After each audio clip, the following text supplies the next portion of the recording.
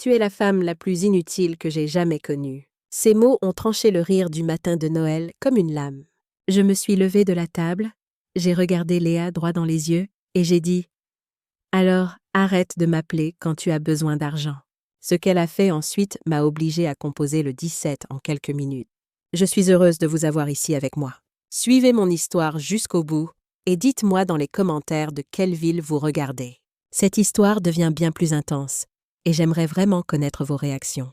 Laissez-moi revenir en arrière et vous raconter comment ce matin de Noël est devenu le jour qui a tout changé. Je m'appelle Jeanne Blanc, mais tout le monde m'appelle Jeanne. À 67 ans, je pensais avoir vu tous les types de drames familiaux possibles. Je me trompais. L'invitation est arrivée 3 semaines avant Noël, un mardi après-midi, alors que je faisais du bénévolat à la médiathèque de Lyon. Mon téléphone a vibré avec un message de Léa. « Ma belle-fille, Thomas et moi aimerions t'avoir pour Noël cette année. Les enfants n'arrêtent pas de demander de tes nouvelles. » J'ai failli laisser tomber mon téléphone.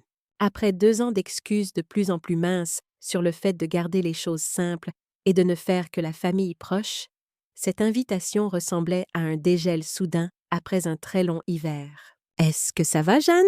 m'a demandé Sophie, ma collègue bénévole. Elle avait été témoin de première main de la détérioration de ma relation avec la famille de Thomas depuis que Léa était entrée dans le tableau. « Je crois que oui, » ai-je répondu en fixant le message. « Léa vient de m'inviter pour Noël ?» Les sourcils de Sophie se sont levés. « Vraiment ?» ?»« C'est inattendu. » C'était plus qu'inattendu. C'était suspect. Mais l'espoir est une chose puissante, surtout quand il s'agit de la famille. Et mes petits-enfants me manquaient désespérément. Étienne avait maintenant 16 ans, devenant un jeune homme réfléchi avec les yeux doux de son père. Et Zoé, à 14 ans, s'épanouissait en une jeune femme confiante, avec une passion pour l'art qui correspondait à la mienne au même âge. J'avais manqué des étapes importantes, des anniversaires, des moments ordinaires, tous ces fils précieux qui tissent une grand-mère dans la vie de ses petits-enfants. J'ai répondu immédiatement par texto. « J'adorerais venir. Qu'est-ce que je peux apporter ?» La réponse de Léa est arrivée étrangement vite. « Juste toi-même. On a tout ce qu'il faut. » Cela ne lui ressemblait pas. Par le passé, elle m'avait toujours assigné quelque chose à apporter, pour ensuite le critiquer à mon arrivée. La dernière Toussaint, avant que les invitations ne cessent complètement, elle m'avait demandé d'apporter des petits pains, puis avait fait remarquer que ceux du boulanger auraient été moins compliqués. Quand j'ai appelé Thomas ce soir-là pour confirmer les plans, il semblait sincèrement content. « Maman, c'est génial. Les enfants vont être tellement excités. »« C'était ton idée ou celle de Léa ?» ai-je demandé, essayant de garder un ton léger. Une légère pause. « Est-ce que ça a de l'importance ? On veut tous les deux que tu viennes. » Cette pause m'a tout dit. Thomas avait toujours été un piètre menteur. Même enfant, Léa avait initié cette invitation, et pour une raison quelconque, cela me mettait mal à l'aise. « Je pensais faire ma tarte aux pommes, » ai-je avancé. Étienne l'a toujours adorée. « Ce serait merveilleux, maman. Tu sais que c'est son dessert préféré. » Au moins, cela n'avait pas changé. En nous disant au revoir, je me suis retrouvée à me demander ce qui avait provoqué ce changement de cœur soudain de la part de Léa. Pendant les 8 ans qu'elle avait été mariée à Thomas, elle avait rendu de plus en plus clair qu'elle me considérait comme une étrangère, une relique à tolérer plutôt qu'une famille à embrasser. Les 3 semaines suivantes ont filé dans un tourbillon de préparation. J'ai soigneusement sélectionné des cadeaux pour tout le monde, des livres pour Thomas, qui préférait encore la sensation du papier aux écrans, des fournitures d'art pour Zoé, qui avait récemment développé un intérêt pour l'aquarelle, le dernier casque de jeux vidéo pour Étienne, basé sur des indices de ses publications sur les réseaux sociaux, et même une écharpe en cachemire pour Léa dans sa teinte préférée de bleu. J'ai dépensé plus que je n'aurais dû, puisant dans mes modestes économies, mais cela semblait valoir la peine pour cette chance de renouer. La veille de Noël, j'ai passé 3 heures à préparer la parfaite tarte aux pommes en utilisant la recette transmise par ma grand-mère. Le parfum de cannelle et de muscade a rempli mon petit appartement, ramenant des souvenirs des fêtes passées. Quand Thomas était jeune et que l'avenir s'étendait devant nous comme une histoire non écrite, alors que je plaçais soigneusement le plat couvert dans un panier à côté d'une boîte de biscuits faits maison, je me suis permise d'espérer. Peut-être que ce Noël marquerait un nouveau départ. Peut-être que Léa avait finalement décidé de me laisser faire partie de leur famille, plus que juste de nom. J'aurais dû savoir que non. Le matin de Noël s'est levé clair et lumineux. Le ciel lyonnais, un parfait canevas bleu au-dessus des toits enneigés. Je suis arrivée à leur maison de banlieue à exactement 10 heures, comme demandé. Les bras chargés de cadeaux et de nourriture, le cœur battant d'anticipation. La maison ressemblait à quelque chose d'un magazine de décoration.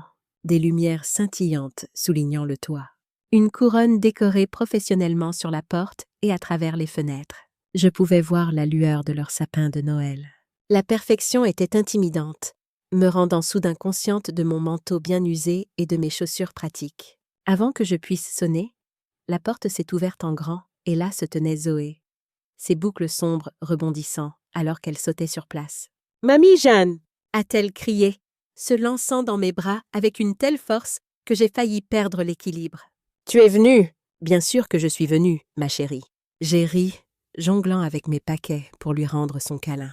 Je n'aurais manqué ça pour rien au monde. Étienne est apparu derrière elle, essayant de maintenir le détachement cool que les adolescents considèrent comme essentiel. Mais j'ai attrapé le sourire qu'il ne pouvait pas tout à fait supprimer. « Salut, mamie !» a-t-il dit, prenant le panier de mes bras. « C'est ta tarte aux pommes ?»« C'est bien elle, » ai-je confirmé. « Je l'ai faite juste pour toi. » Son visage s'est illuminé. La dignité adolescente oubliée. « Trop bien. »« Personne ne l'a fait comme toi. » La chaleur de leur accueil a apaisé une partie de mon anxiété. Quelles que soient les motivations de Léa, au moins les enfants étaient sincèrement heureux de me voir. Thomas est venu ensuite, m'enveloppant dans une étreinte d'ours qui ressemblait à un retour à la maison. Mon fils, mon unique enfant, le centre de mon monde depuis que son père est mort quand il n'avait que 10 ans. Nous avions traversé tant de choses ensemble, juste nous deux contre le monde. Quand est-ce que cela avait changé? Quand étions-nous devenus des étrangers qui échangeaient des politesses et évitaient les vraies conversations? « Joyeux Noël, maman !» a-t-il dit, sa voix étouffée contre mes cheveux. « Je suis tellement content que tu sois là. »« Joyeux Noël, mon chéri !» ai-je répondu, étudiant son visage alors que nous nous séparions. Il avait l'air fatigué, ai-je pensé. Il y avait de nouvelles rides autour de ses yeux, une tension dans son sourire qui n'était pas là avant. « Thomas, ne laisse pas Jeanne debout dans l'entrée. » La voix de Léa est venue de l'intérieur. Il gèle dehors, et la voilà, encadrée dans le couloir. Lumière, grande, mince, et impeccablement vêtue d'un pull rouge festif qui coûtait probablement plus que toute ma tenue. Léa Martin-Blanc, ancienne cadre en marketing, maintenant mère et femme au foyer à temps plein, et la femme qui m'avait systématiquement poussée à la périphérie de la vie de mon fils. « Marguerite ?» a-t-elle dit avec un sourire qui n'atteignait pas tout à fait ses yeux. « Contente que tu aies pu venir. Les enfants n'ont pas arrêté de demander après toi toute la matinée. Marguerite, pas Jeanne, pas maman, ni même belle-maman. Toujours Marguerite. Formel et distant, bien que je lui ai dit d'innombrables fois que je préférais Jeanne. « Merci de m'avoir invitée, » ai-je répondu, assortissant son sourire avec un des miens.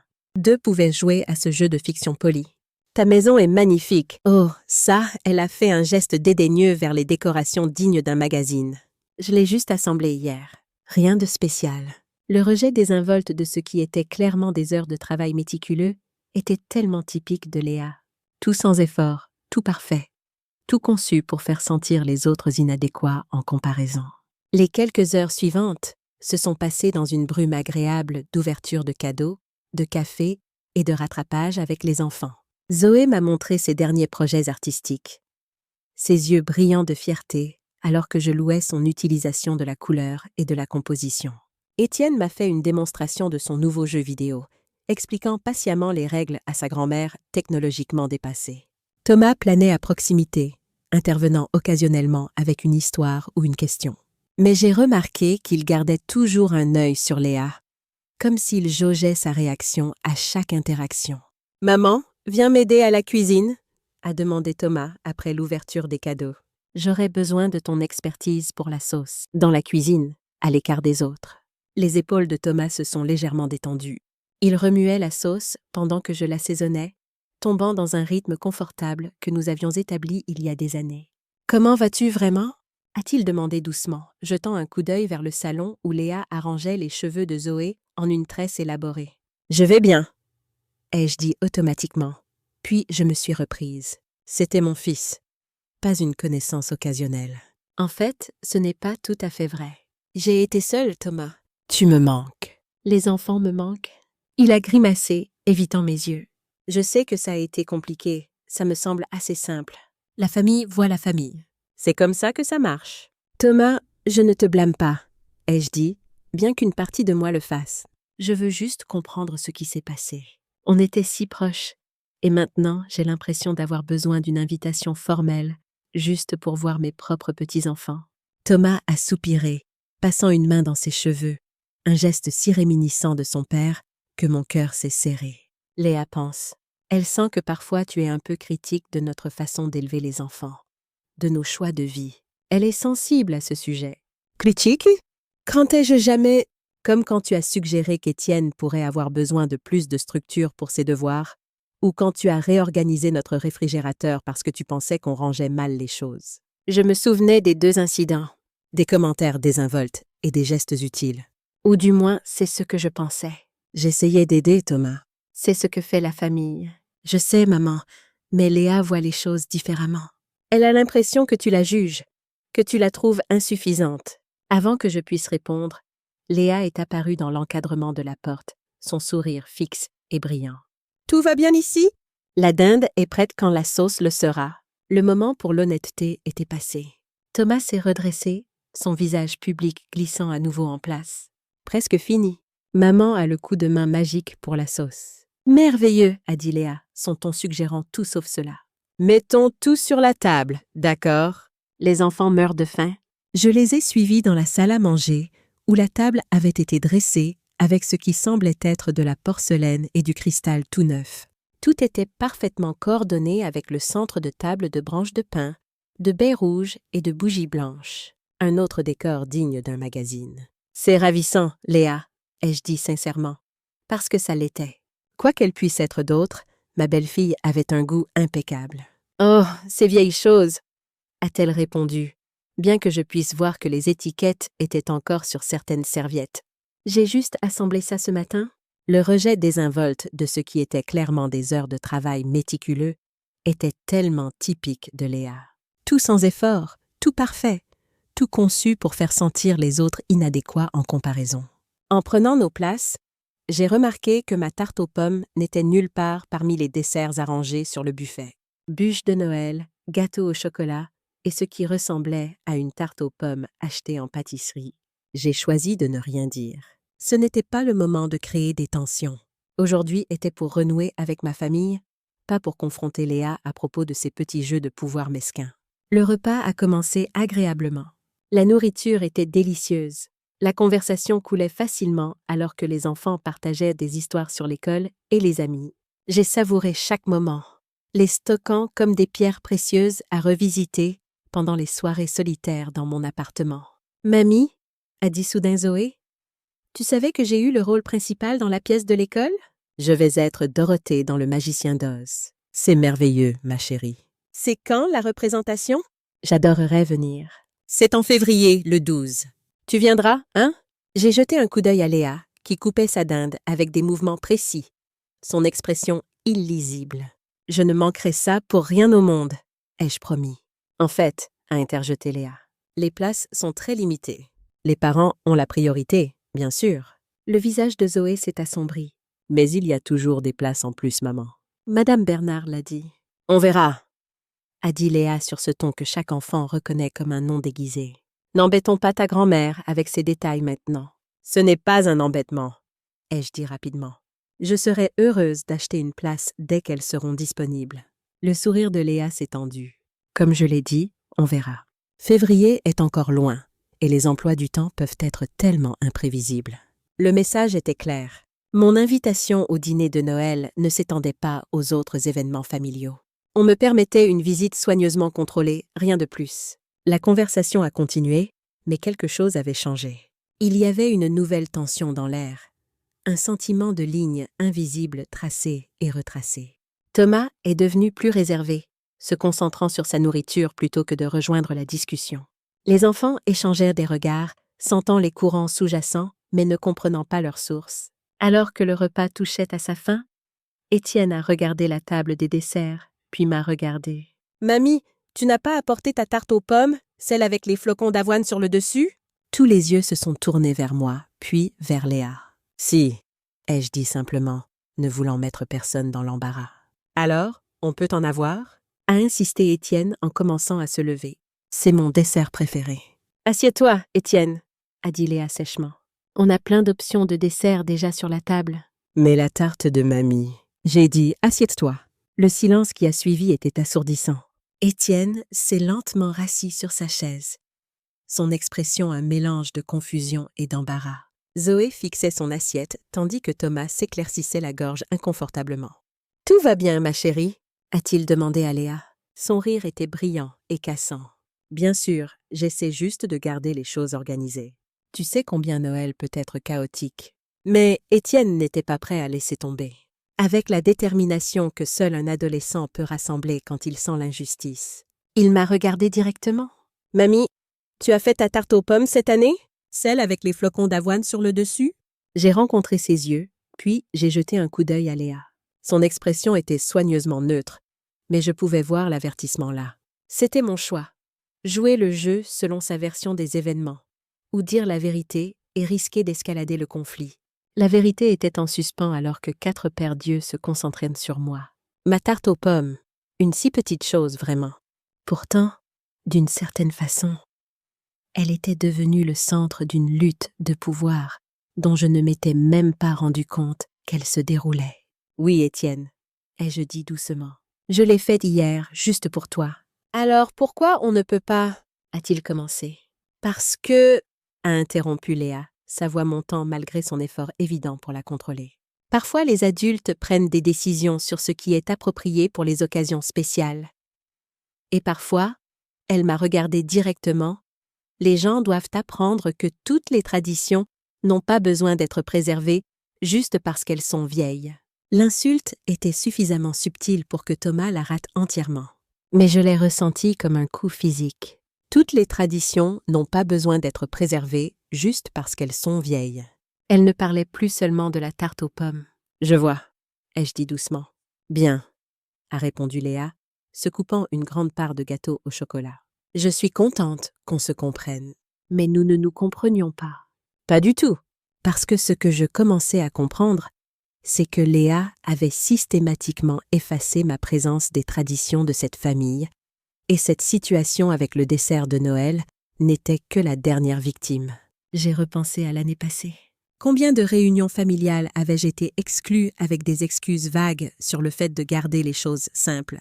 Combien de fois Thomas avait-il mentionné des événements après coup, s'excusant pour l'oubli de ne pas m'avoir invité? Combien de fois m'avait-on dit que les enfants étaient trop occupés avec l'école et les activités pour me rendre visite, alors que je pouvais voir sur leurs réseaux sociaux qu'ils avaient plein de temps pour d'autres membres de la famille? La réalisation s'est installée dans ma poitrine comme un poids froid. Ce n'était pas à propos de la tarte aux pommes. Ce n'était même pas à propos d'aujourd'hui. C'était à propos de la campagne systématique de Léa pour minimiser ma présence dans leur vie, tout en maintenant l'accès à mon soutien financier quand c'était pratique. Après le dîner, je me suis portée volontaire pour aider à ranger, espérant une chance de parler en privé avec Thomas. Mais Léa avait orchestré les activités d'après-repas avec une précision militaire. Thomas a été envoyé au garage pour travailler sur un projet avec Étienne.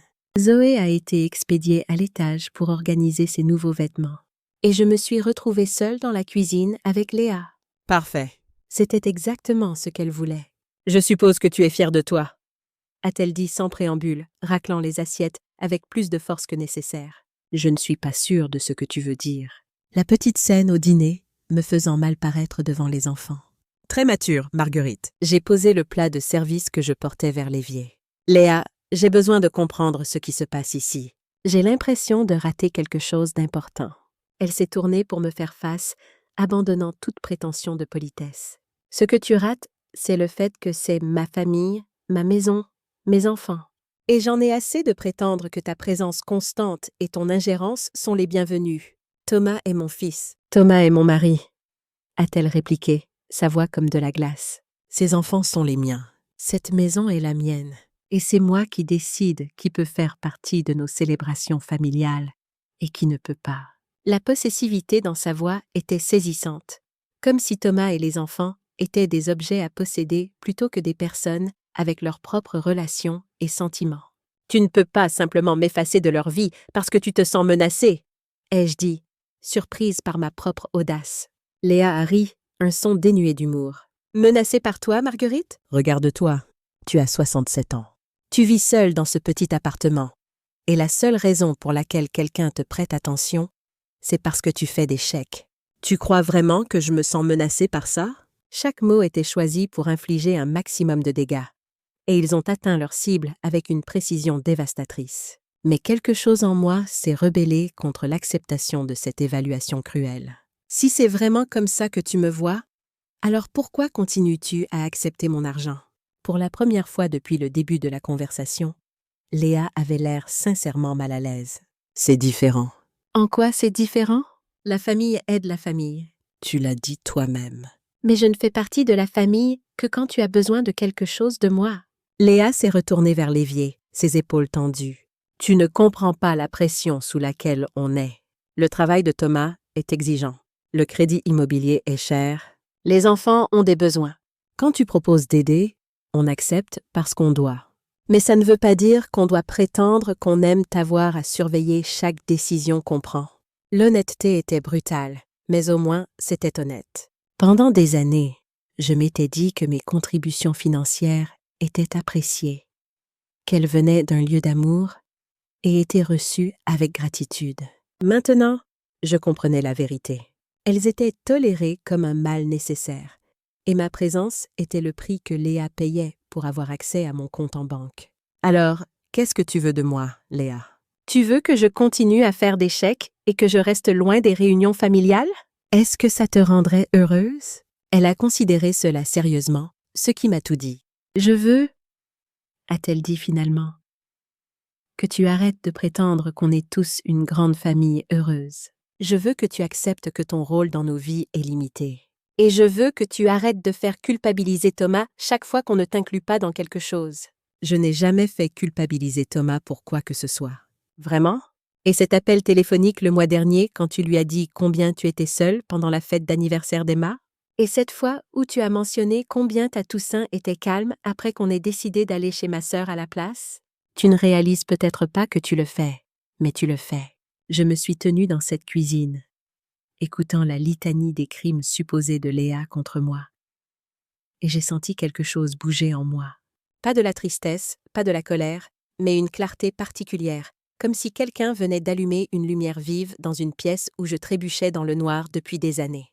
Tu as raison, ai-je dit doucement. Léa avait l'air surprise.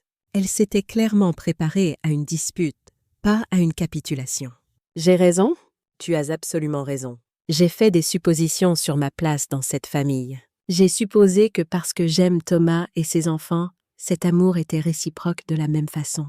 J'ai supposé que mes contributions étaient appréciées plutôt que simplement tolérées. J'ai supposé que j'étais désirée plutôt que simplement utile.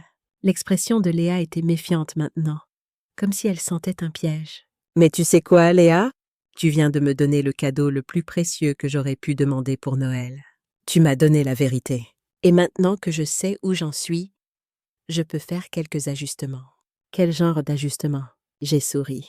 Et il devait y avoir quelque chose de troublant dans ce sourire, parce que Léa a effectivement fait un pas en arrière. Eh bien, commençons par l'évident. Si mon rôle dans cette famille est purement financier, alors on devrait probablement le traiter comme l'arrangement commercial qu'il est apparemment. Plus de cadeaux aléatoires, plus de prêts d'urgence, plus de suppositions sur ce que la famille se doit mutuellement. Marguerite, ce n'est pas ce que je... N'est-ce pas?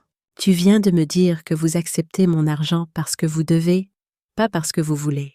Tu m'as dit que ma présence est le prix que vous payez pour mon aide financière. Alors, éliminons ce prix, d'accord? À partir de maintenant, si vous avez besoin d'argent, vous pouvez le demander directement. Plus de réunions familiales. Plus de faire semblant qu'on apprécie tous la compagnie des uns et des autres. Juste des affaires. Le visage de Léa avait pâli. Tu es ridicule. Je n'ai jamais dit. Tu as dit exactement cela, Léa. Tu m'as dit que je ne comprenais pas la pression sous laquelle vous êtes. Que vous acceptez mon aide parce que vous devez. Eh bien, maintenant vous n'aurez plus à le faire. Vous pouvez trouver d'autres moyens de gérer votre pression. Le bruit de pas dans le couloir a interrompu notre conversation. Thomas est apparu dans l'embrasure de la porte. Étienne, juste derrière lui. « Comment vont mes 2 femmes préférées ?» a demandé Thomas avec une gaieté forcée. Il pouvait évidemment sentir la tension, même s'il ne comprenait pas sa source. « On bavarde juste gentiment », a dit Léa rapidement, « sur les traditions de fête et les changements. » J'ai regardé mon fils, cet homme que j'avais élevé, aimé et soutenu pendant 42 ans. Et je me suis demandé quand il était devenu si habile à éviter les vérités inconfortables. Quand avait-il appris à accepter la version de la réalité de Léa sans poser de questions? Quand avait-il cessé d'être curieux de mes sentiments ou de mon bien-être? « Papa !» a dit soudain Étienne. « Maman ne veut pas nous laisser manger la tarte aux pommes de mamie. Elle est dans le garde-manger, mais elle dit qu'on ne peut pas la manger. » Thomas avait l'air confus. « Tarte aux pommes? Maman, tu as apporté une tarte aux pommes? » « Elle l'a fait !» a insisté Étienne avec une persistance adolescente. Mais maman a dit que ce n'était pas approprié pour le dîner de Noël. J'ai regardé le visage de Thomas alors qu'il traitait cette information.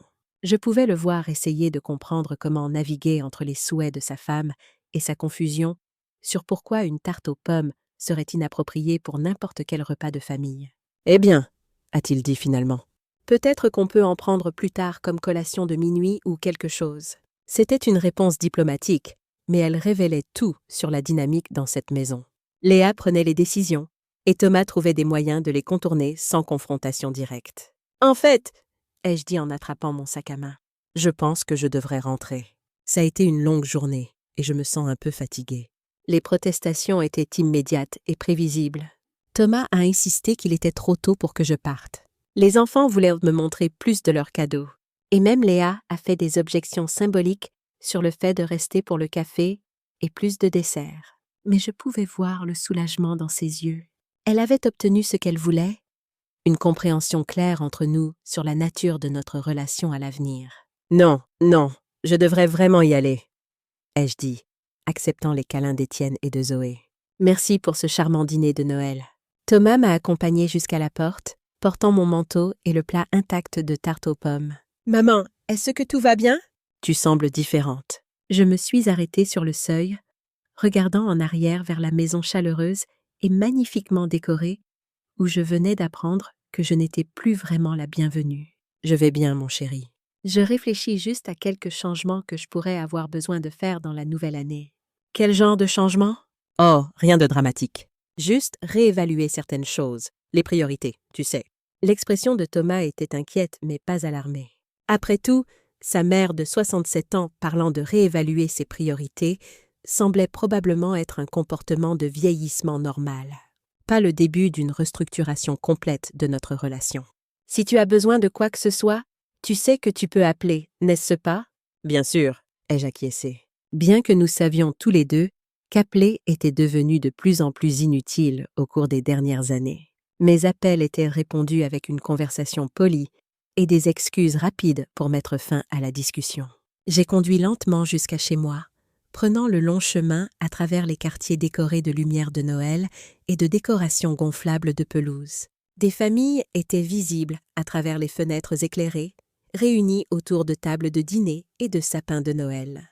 Et je me suis demandé combien de ces scènes étaient aussi dysfonctionnelles que celles que je venais de quitter. De retour dans mon petit appartement, je me suis assise à ma table de cuisine avec une tasse de thé et j'ai commencé à faire une liste. Pas une liste de choses à faire ou une liste de courses, mais une comptabilité en quelque sorte. Chaque prêt que j'avais fait à Thomas et Léa au cours des 5 dernières années, chaque paiement d'urgence, chaque aide temporaire avec les factures, chaque cadeau qui avait été assez substantiel pour impacter mon propre budget. Le total était stupéfiant, plus que je n'avais réalisé.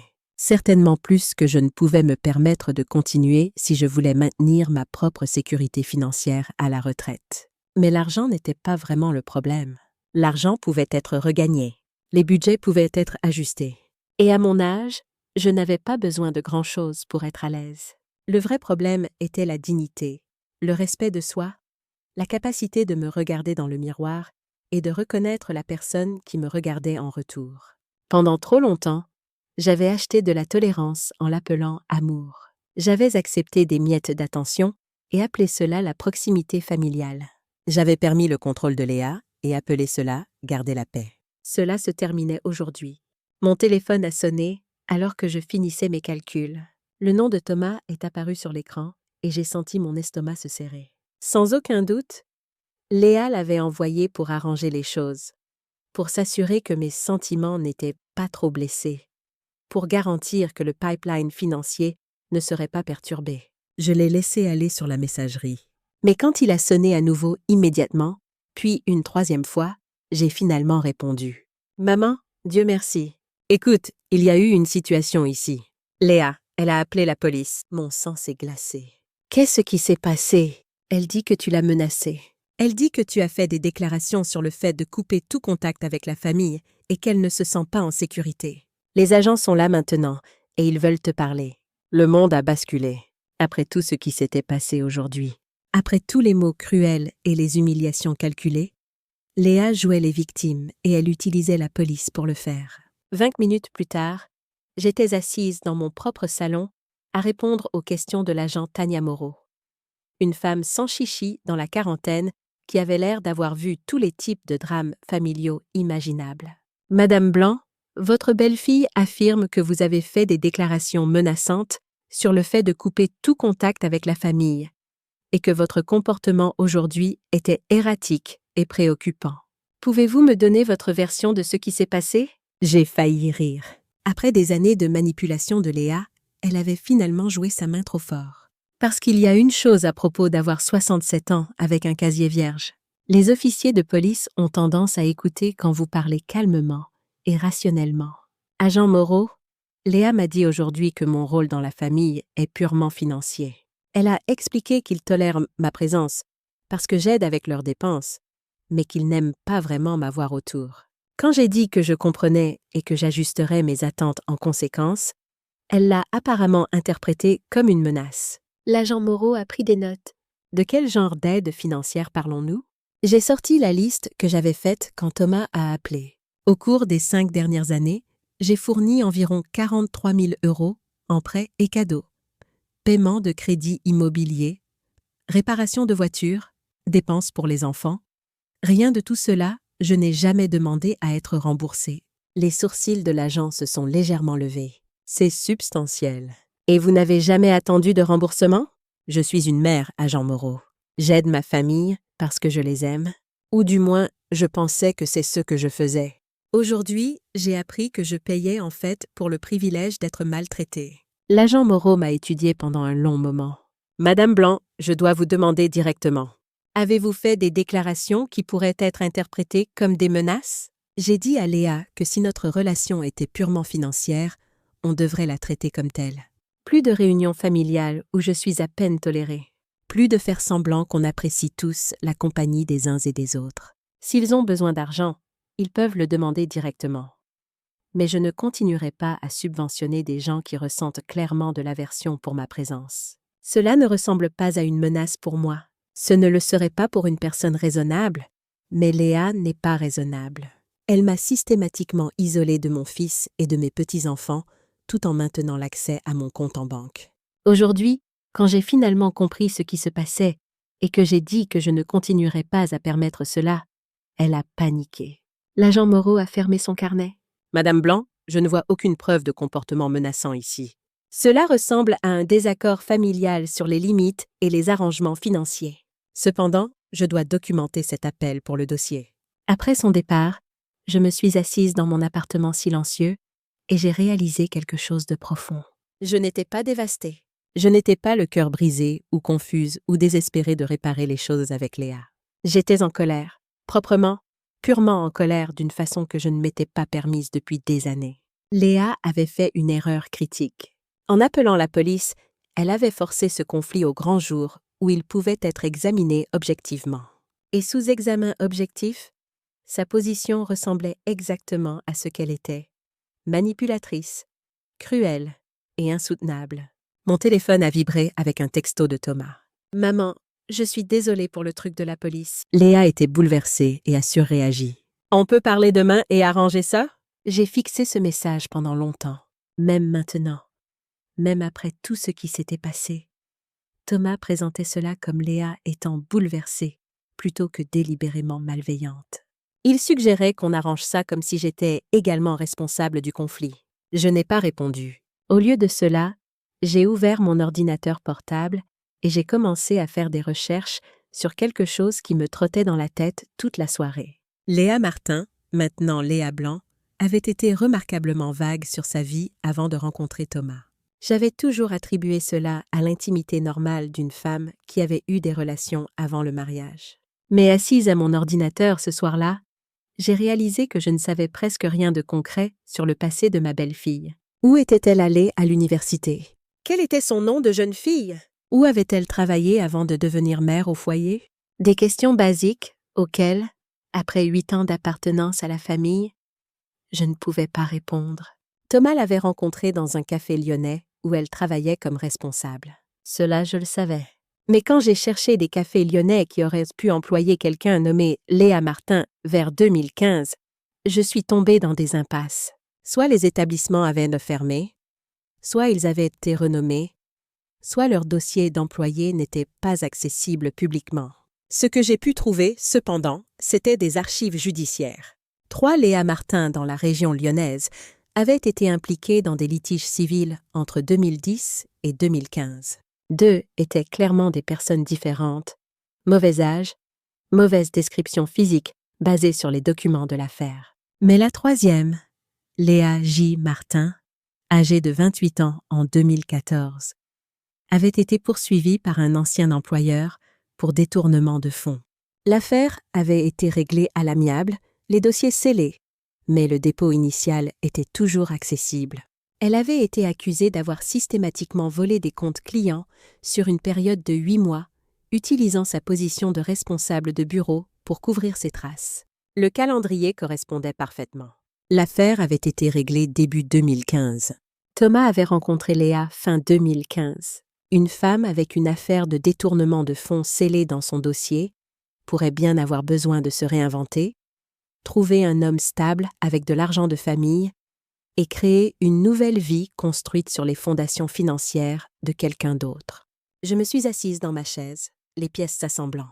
L'insistance de Léa à gérer toutes les finances du ménage. Sa connaissance détaillée de la situation financière de notre famille. Information qui devait venir de Thomas, mais qu'elle maniait avec une précision surprenante. Son isolement systématique de moi des activités familiales, tout en maintenant l'accès à mon soutien financier.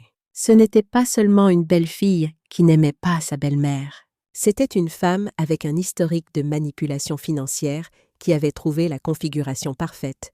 Un mari généreux, avec une mère aisée, tous deux trop confiants pour poser des questions difficiles sur son passé. Mais j'avais besoin de plus de preuves avant de pouvoir agir sur ces soupçons. Et j'avais besoin de comprendre exactement jusqu'où allait la manipulation de Léa.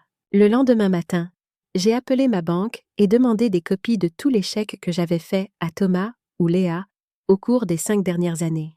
Puis, j'ai appelé mon conseiller financier, Marc, et je lui ai demandé de parcourir l'activité de mon compte, particulièrement les gros retraits qui auraient pu être faits pour aider ma famille. « Est-ce que tout va bien, Jeanne ?»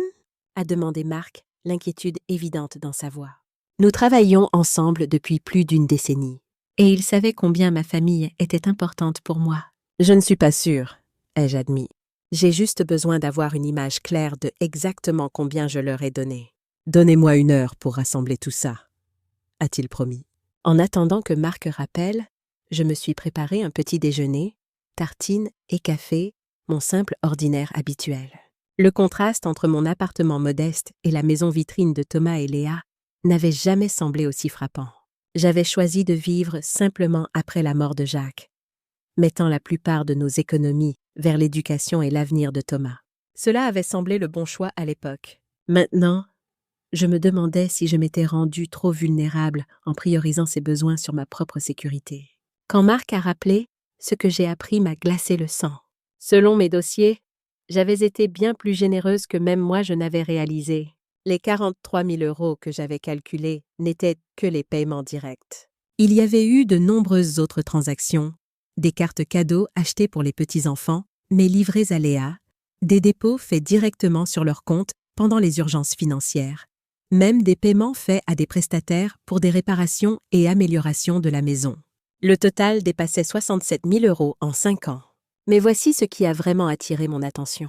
Plusieurs des paiements d'urgence avaient été demandés pendant des mois où le salaire de Thomas aurait dû être plus qu'adéquat pour couvrir leurs dépenses, à moins que leurs dépenses ne soient complètement hors de contrôle, ou à moins que quelqu'un ne siphonne de l'argent de leur budget familial. J'ai pensé au sac à main de créateur de Léa, à ses journées spa fréquentes, à ses cours de yoga coûteux qu'elle mentionnait dans ses publications sur les réseaux sociaux. J'ai pensé à comment elle semblait toujours avoir de l'argent pour ses intérêts personnels, tout en affirmant qu'il peinait avec les dépenses de base du ménage. « Marc, merci pour cela », ai-je dit, fixant les chiffres devant moi. « Je crois que j'ai été prise pour une idiote. Voulez-vous mettre en place des protections pour l'avenir ?» Je peux vous aider à établir des limites. « Pas encore », ai-je dit, une idée se formant. J'ai besoin de comprendre exactement ce qui se passe d'abord. Après avoir raccroché, je suis restée immobile à ma table de cuisine, traitant ce que j'avais appris. L'ampleur de la tromperie de Léa était stupéfiante. Ce n'était pas seulement de la manipulation émotionnelle, c'était de l'exploitation financière soigneusement déguisée en soutien familial normal. Mon téléphone a vibré à nouveau avec un autre texto de Thomas. « Maman, s'il te plaît, appelle-moi. On a besoin de parler de ce qui s'est passé. » Cette fois, j'ai répondu. « J'ai besoin de temps, Thomas. J'appellerai quand je serai prête. » Sa réponse a été immédiate. « Maman, Léa se sent terrible. Elle dit qu'elle ne pensait pas ce qu'elle a dit. Elle était juste stressée par le fait que Noël soit parfait. L'excuse était si mince, si pathétiquement inadéquate, qu'elle n'a fait que renforcer mes soupçons. Si Thomas croyait cela, s'il était prêt à accepter un mensonge aussi évident, alors il était encore plus profondément sous l'influence de Léa que je ne l'avais réalisé. Je n'ai pas répondu. Cet après-midi-là, j'ai fait quelque chose que je n'avais jamais fait auparavant. J'ai conduit jusqu'au quartier de Thomas et je me suis garée en face de leur maison. Pas pour espionner exactement, mais pour observer, pour voir si ma nouvelle perspective sur le caractère de Léa révélerait des choses que j'avais manquées avant. Ce que j'ai vu était illuminant. À 14h30, un camion de livraison est arrivé. Pas une livraison de colis standard, mais un camion de meubles d'une boutique chic du centre-ville. 2 hommes ont déchargé ce qui semblait être un ensemble de salles à manger, une table, des chaises et un buffet qui avait l'air de coûter plus que la voiture de la plupart des gens. 30 minutes plus tard, la voiture de Léa s'est garée dans l'allée. Elle est sortie portant des sacs de shopping des galeries Lafayette, du Printemps et de plusieurs autres détaillants haut de gamme. C'était un mardi après-midi fin décembre, juste après Noël, et elle faisait une virée shopping majeure. Je me suis souvenue de la conversation de la veille. Comment Léa avait mentionné la pression sous laquelle ils étaient, le crédit immobilier coûteux, le travail exigeant de Thomas. Comment ils devaient accepter mon aide financière à cause de leur situation. Pourtant, la voilà qui dépensait ce qui ressemblait à des milliers d'euros en meubles et vêtements moins de 24 heures après avoir joué les victimes devant des officiers de police à propos de notre désaccord familial. Mon téléphone a sonné. Le nom de Thomas est apparu sur l'écran. Et cette fois, j'ai répondu. « Maman, je suis content que tu décroches. On a besoin de parler de ce qui s'est passé hier. Léa est vraiment bouleversée et je pense qu'il y a des malentendus qu'on doit clarifier. Thomas, où es-tu en ce moment? Au travail. Pourquoi?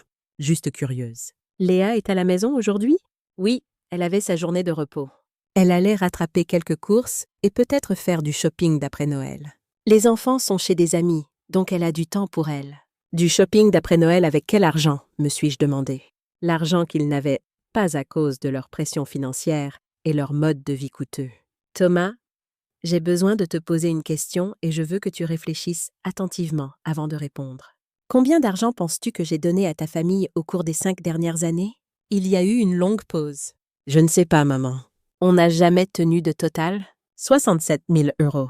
Le silence s'est étiré si longtemps que j'ai cru qu'on avait été déconnectés. Ça ne peut pas être juste. J'ai des relevés bancaires, des chèques annulés, des historiques de transactions. 67 000 € en prêts, cadeaux, paiements d'urgence et dépenses directes que j'ai couvertes pour ta famille. Maman, même si ce chiffre est exact, tu ne nous as jamais fait sentir obligés. Vraiment. Selon Léa, cet argent vient avec des conditions attachées. Selon elle, vous vous sentez tous les deux obligés de m'inclure dans les activités familiales à cause de mes contributions financières. Elle m'a dit hier que vous acceptez mon aide parce que vous devez, pas parce que vous voulez. Un autre long silence. Elle a dit ça? Elle a dit beaucoup de choses, maman. Mais ce qui me préoccupe le plus, c'est qu'elle t'a demandé de m'appeler aujourd'hui pour arranger ça. Pas parce qu'elle se sent mal de la façon dont elle m'a traitée, mais parce qu'elle s'inquiète que je puisse arrêter de faire des chèques. Ce n'est pas... Maman, tu fais paraître ça plus calculé que ça ne l'est. Vraiment? Dis-moi quelque chose, Thomas. Quand était la dernière fois que Léa a suggéré de m'inclure dans une activité familiale? Pas quand tu l'as suggéré, mais quand elle a initié l'invitation. Je pouvais l'entendre réfléchir, fouillant sa mémoire pour un exemple qui me prouverait que j'avais tort. Elle a... Eh bien, hier, le dîner de Noël était son idée. Et comment ça s'est passé? Ce soir-là, j'ai reçu un appel téléphonique qui a tout changé. L'appelante s'est identifiée comme inspectrice Sarah Dubois de l'unité des crimes financiers de la police nationale. Madame Blanc, je comprends que vous avez fait des recherches sur quelqu'un nommé Léa Martin. Puis-je vous demander pourquoi vous vous intéressez à elle? Mon cœur s'est arrêté. Comment avez-vous... Qui êtes-vous vraiment? Madame, je suis une inspectrice de la police nationale. Vos recherches sur Internet ont déclenché des alertes dans notre système. Léa Martin est une personne d'intérêt dans une enquête en cours et nous aimerions vous parler de votre connexion avec elle. Le monde a basculé. C'est ma belle-fille, Léa Blanc maintenant. Elle a épousé mon fils. Quand ce mariage a-t-il eu lieu? En 2016. Ils sont mariés depuis environ 8 ans. Madame Blanc, seriez-vous disposée à venir au commissariat demain matin? Il y a certaines choses que vous devez savoir sur Léa Martin. Et il y a certaines choses que nous devons savoir sur votre relation avec elle. J'ai à peine dormi cette nuit-là. Chaque interaction avec Léa au cours des 8 dernières années se rejouait dans mon esprit, vue à travers le prisme de ce que je commençais à suspecter. Qu'elle n'était pas juste manipulatrice, mais professionnellement criminelle. À 9 heures tapantes, j'étais assise dans le bureau de l'inspectrice Dubois, regardant un dossier avec la photo de Léa attachée à l'avant. Madame Blanc, Léa Martin utilise plusieurs identités depuis au moins 10 ans. L'affaire de détournement de fonds que vous avez trouvée en ligne n'était que le début. Elle a été mariée 2 fois avant sous différents noms. Et dans les 2 cas, elle a systématiquement vidé les finances de son mari avant de disparaître. Je me suis sentie malade. Et mon fils? Et les enfants? Les enfants semblent être légitimement les siens, d'après notre enquête. Mais Léa Martin, ou Léa Blanc comme elle est connue maintenant, a mené une arnaque à long terme sur votre famille. Elle a utilisé votre soutien financier pour financer un style de vie qui comprend un appartement secret, une 2e voiture immatriculée sous un nom différent, et ce qui semble être une préparation pour une autre disparition. Une autre disparition? L'inspectrice Dubois a ouvert le dossier et m'a montré des photos de surveillance. Léa dans une banque que je ne reconnaissais pas. Léa rencontrant un homme que je n'avais jamais vu. Léa chargeant des cartons dans un garde-meuble. Nous croyons qu'elle planifie de quitter votre fils depuis plusieurs mois.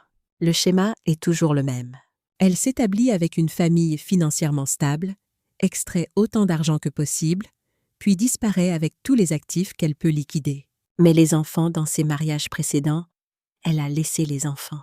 Ils n'étaient pas biologiquement les siens dans ces cas, mais elle avait été leur belle-mère pendant des années.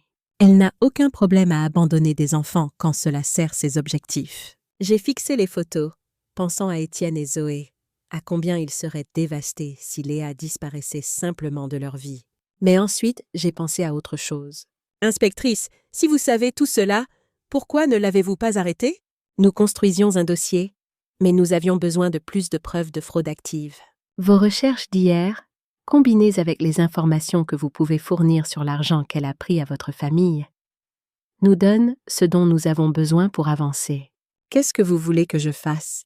L'inspectrice Dubois s'est penchée en avant. Madame Blanc, nous voulons que vous nous aidiez à la prendre sur le fait.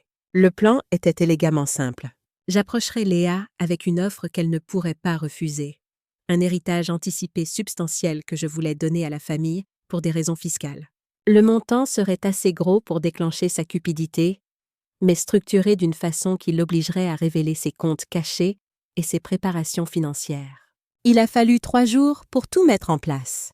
Pendant ce temps, j'ai dû agir normalement, prenant les appels de Thomas et prétendant que rien n'avait changé. La partie la plus difficile était de ne pas le prévenir de ce qui allait arriver.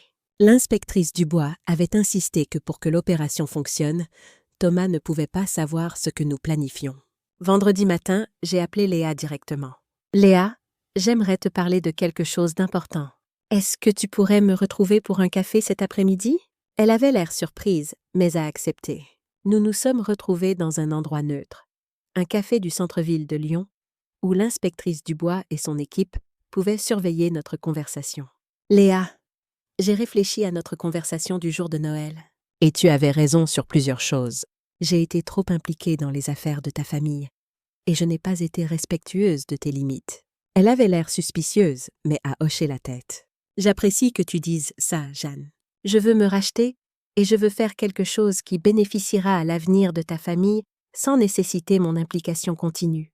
J'ai sorti un dossier préparé par l'équipe de la police. Je suis prête à donner à Thomas et aux enfants un cadeau substantiel, 200 000 €, mais je veux le faire d'une façon qui minimise les implications fiscales. » Les yeux de Léa se sont illuminés, mais elle a essayé de cacher son excitation. C'est très généreux. Il y a quelques complications avec le transfert d'autant d'argent, particulièrement puisqu'une partie devrait aller sur des comptes qui ne sont pas détenus conjointement. J'aurai besoin d'informations sur tous les comptes de votre famille, y compris tout compte personnel que tu pourrais avoir pour gérer les dépenses du ménage. C'était le moment. Si Léa était légitime, elle suggérerait d'impliquer Thomas dans ces discussions. Si elle menait une arnaque, elle essaierait de gérer cela elle-même pour maintenir le contrôle. « Je peux fournir cette information, » a-t-elle dit rapidement. Thomas est tellement occupé avec le travail et honnêtement, je gère toute notre planification financière de toute façon. Ce serait plus facile si on pouvait juste travailler directement ensemble là-dessus. Parfait. J'aurai besoin de numéros de compte, d'informations de routage et de vérification des soldes pour la documentation fiscale. Au cours des 20 minutes suivantes, Léa a fourni des détails sur non seulement leurs comptes joints, mais 3 comptes supplémentaires dont je n'avais jamais entendu parler. Elle a également mentionné des comptes d'investissement et un compte professionnel pour une société de conseil que je ne savais pas qu'elle possédait. Ce qu'elle ne savait pas, c'est que toute notre conversation était enregistrée et que l'inspectrice Dubois nous observait depuis une table de l'autre côté du café. Il y a juste une dernière chose, Léa. Le transfert devra se faire rapidement dans les prochains jours pour respecter le délai fiscal. Peux-tu t'assurer que tous ces comptes sont prêts à recevoir des fonds? Absolument. Léa a tendu la main à travers la table pour serrer la mienne. Jeanne, je veux que tu saches que je pense qu'on est parti du mauvais pied à Noël. C'est exactement le genre de nouveau départ dont notre famille a besoin.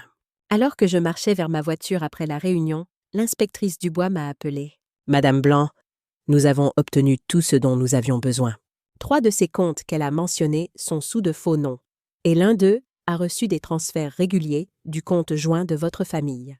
Nous procéderons à l'arrestation demain matin. Cette nuit-là, je n'ai pas pu dormir. La connaissance de ce qui allait arriver pesait lourdement sur moi. Demain, le monde de mon fils allait s'effondrer. La femme qu'il aimait, ou pensait aimer, serait révélée comme une fraudeuse, une arnaqueuse qui l'avait systématiquement volée et planifiait d'abandonner leur famille. Une partie de moi voulait le prévenir, lui donner le temps de se préparer. Mais l'inspectrice Dubois avait été claire. Tout avertissement pourrait compromettre l'opération et pourrait donner à Léa le temps de détruire des preuves ou de fuir.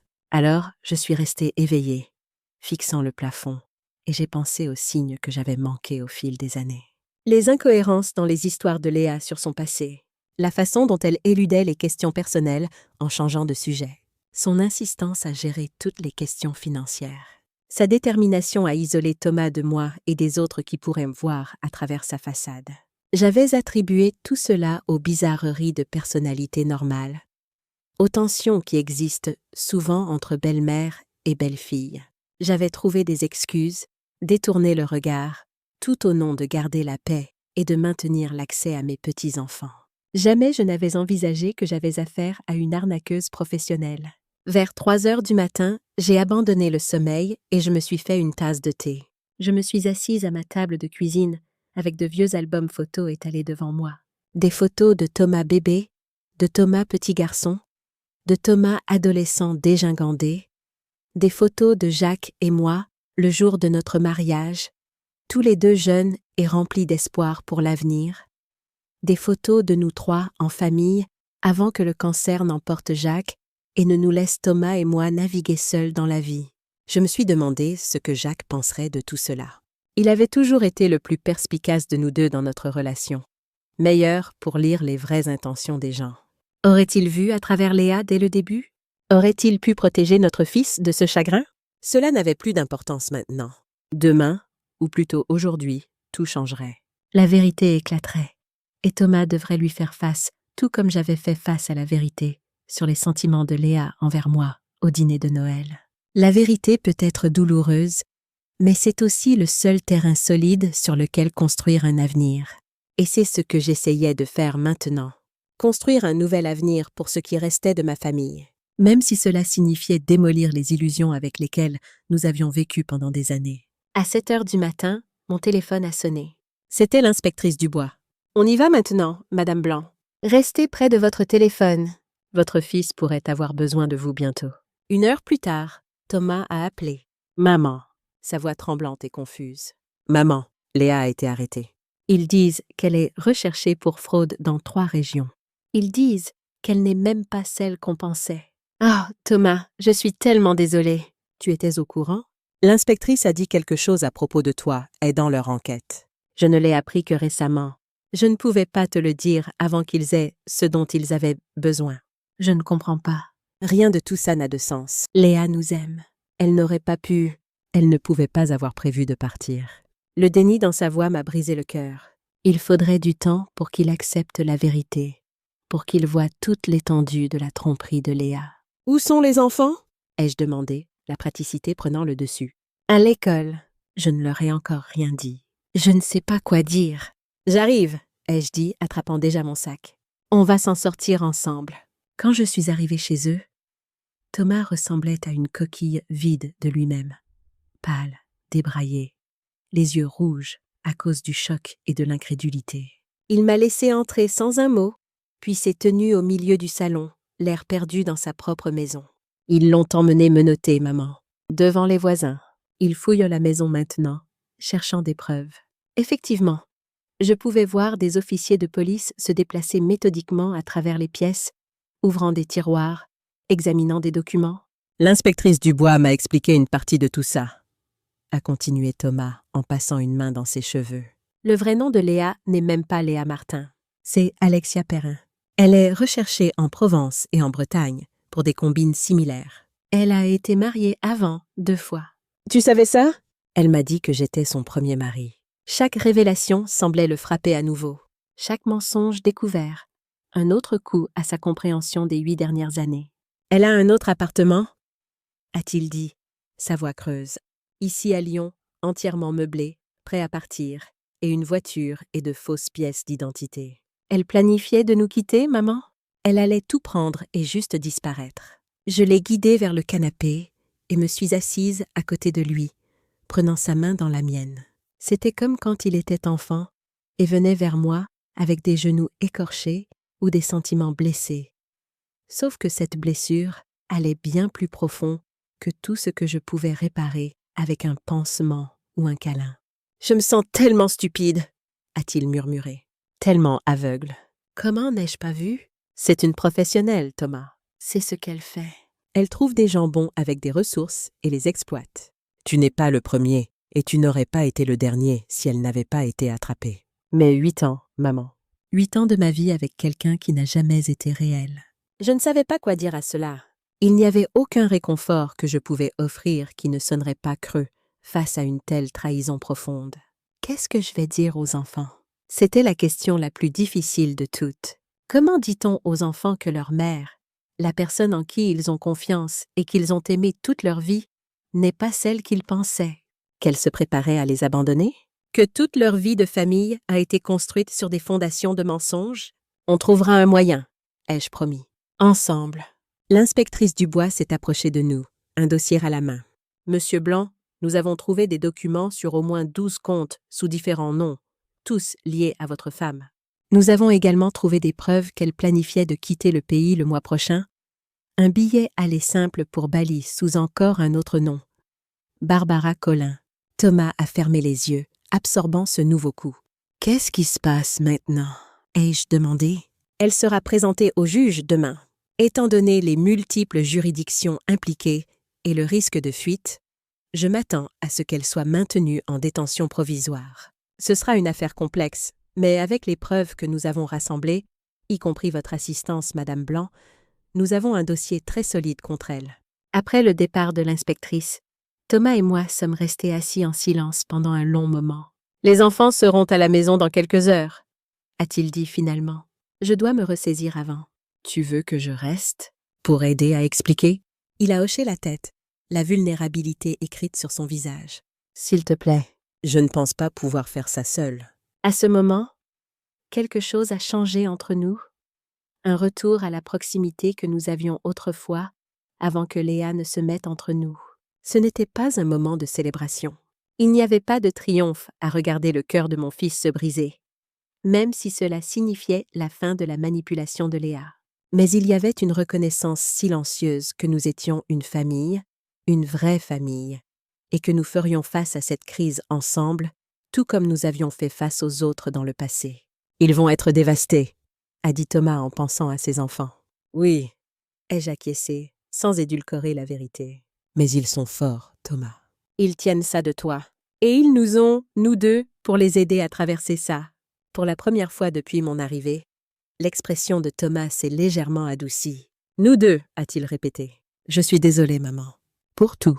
Pour la façon dont je l'ai laissé se mettre entre nous, pour ne pas avoir vu ce qui se passait. »« Tu n'as rien à te reprocher, » lui ai-je dit. « Tu l'aimais.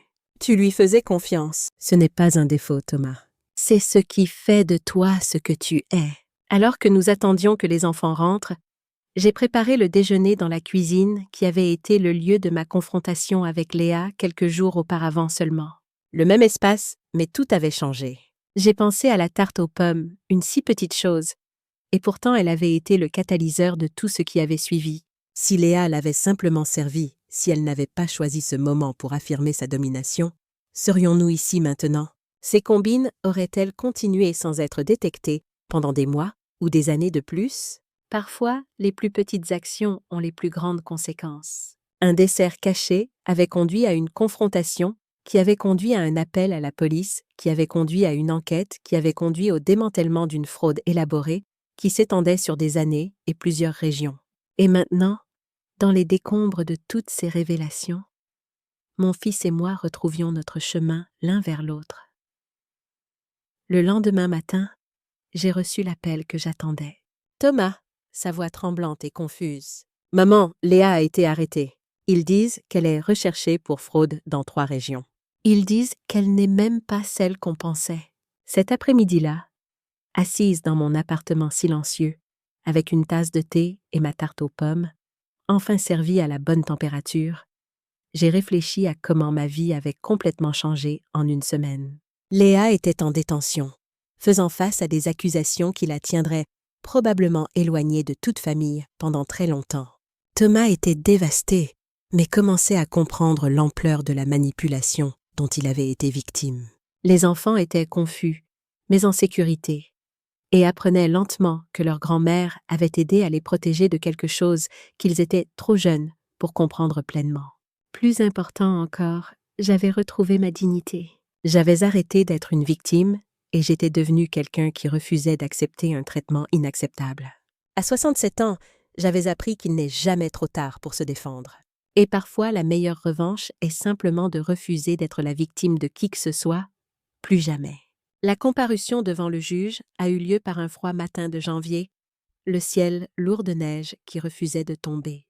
Je me suis assise dans la salle d'audience à côté de Thomas, tous deux tendus alors que nous attendions que Léa ou Alexia ou qui qu'elle soit vraiment apparaissent. Les enfants étaient avec Sophie, ma voisine et amie.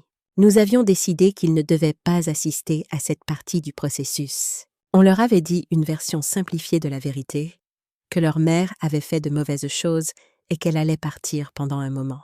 Toute l'étendue de sa tromperie était trop pour qu'ils puissent tout assimiler d'un coup. Cela viendrait plus tard avec l'aide du docteur Marc Philippe, un psychologue pour enfants recommandé par l'inspectrice Dubois. Quand Léa a été conduite dans la salle d'audience menottée dans une combinaison orange, Thomas s'est raidi à côté de moi. Elle semblait plus petite d'une certaine façon, dépouillée de ses vêtements de créateur et de son maquillage soigneusement appliqué. Ses yeux ont balayé la salle d'audience, s'arrêtant brièvement sur nous avec un sursaut de reconnaissance.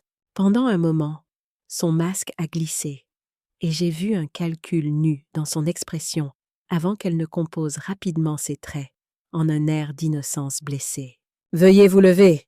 a appelé l'huissier alors que le juge entrait. Les procédures légales se sont déroulées rapidement. Léa était accusée de multiples chefs de fraude, usurpation d'identité et détournement de fonds dans 3 régions. Le procureur a exposé l'ampleur de ces crimes. 2 mariages précédents terminés en ruine financière pour ses ex-maris, de multiples identités utilisées pour ouvrir des comptes de crédit, des entreprises escroquées à travers ses diverses positions de responsable de bureau. Monsieur le juge, la prévenue présente un risque de fuite extrême, a argumenté le procureur. Nous avons des preuves qu'elle planifiait de quitter le pays dans quelques semaines, abandonnant son mari actuel et ses enfants, et emportant des actifs substantiels.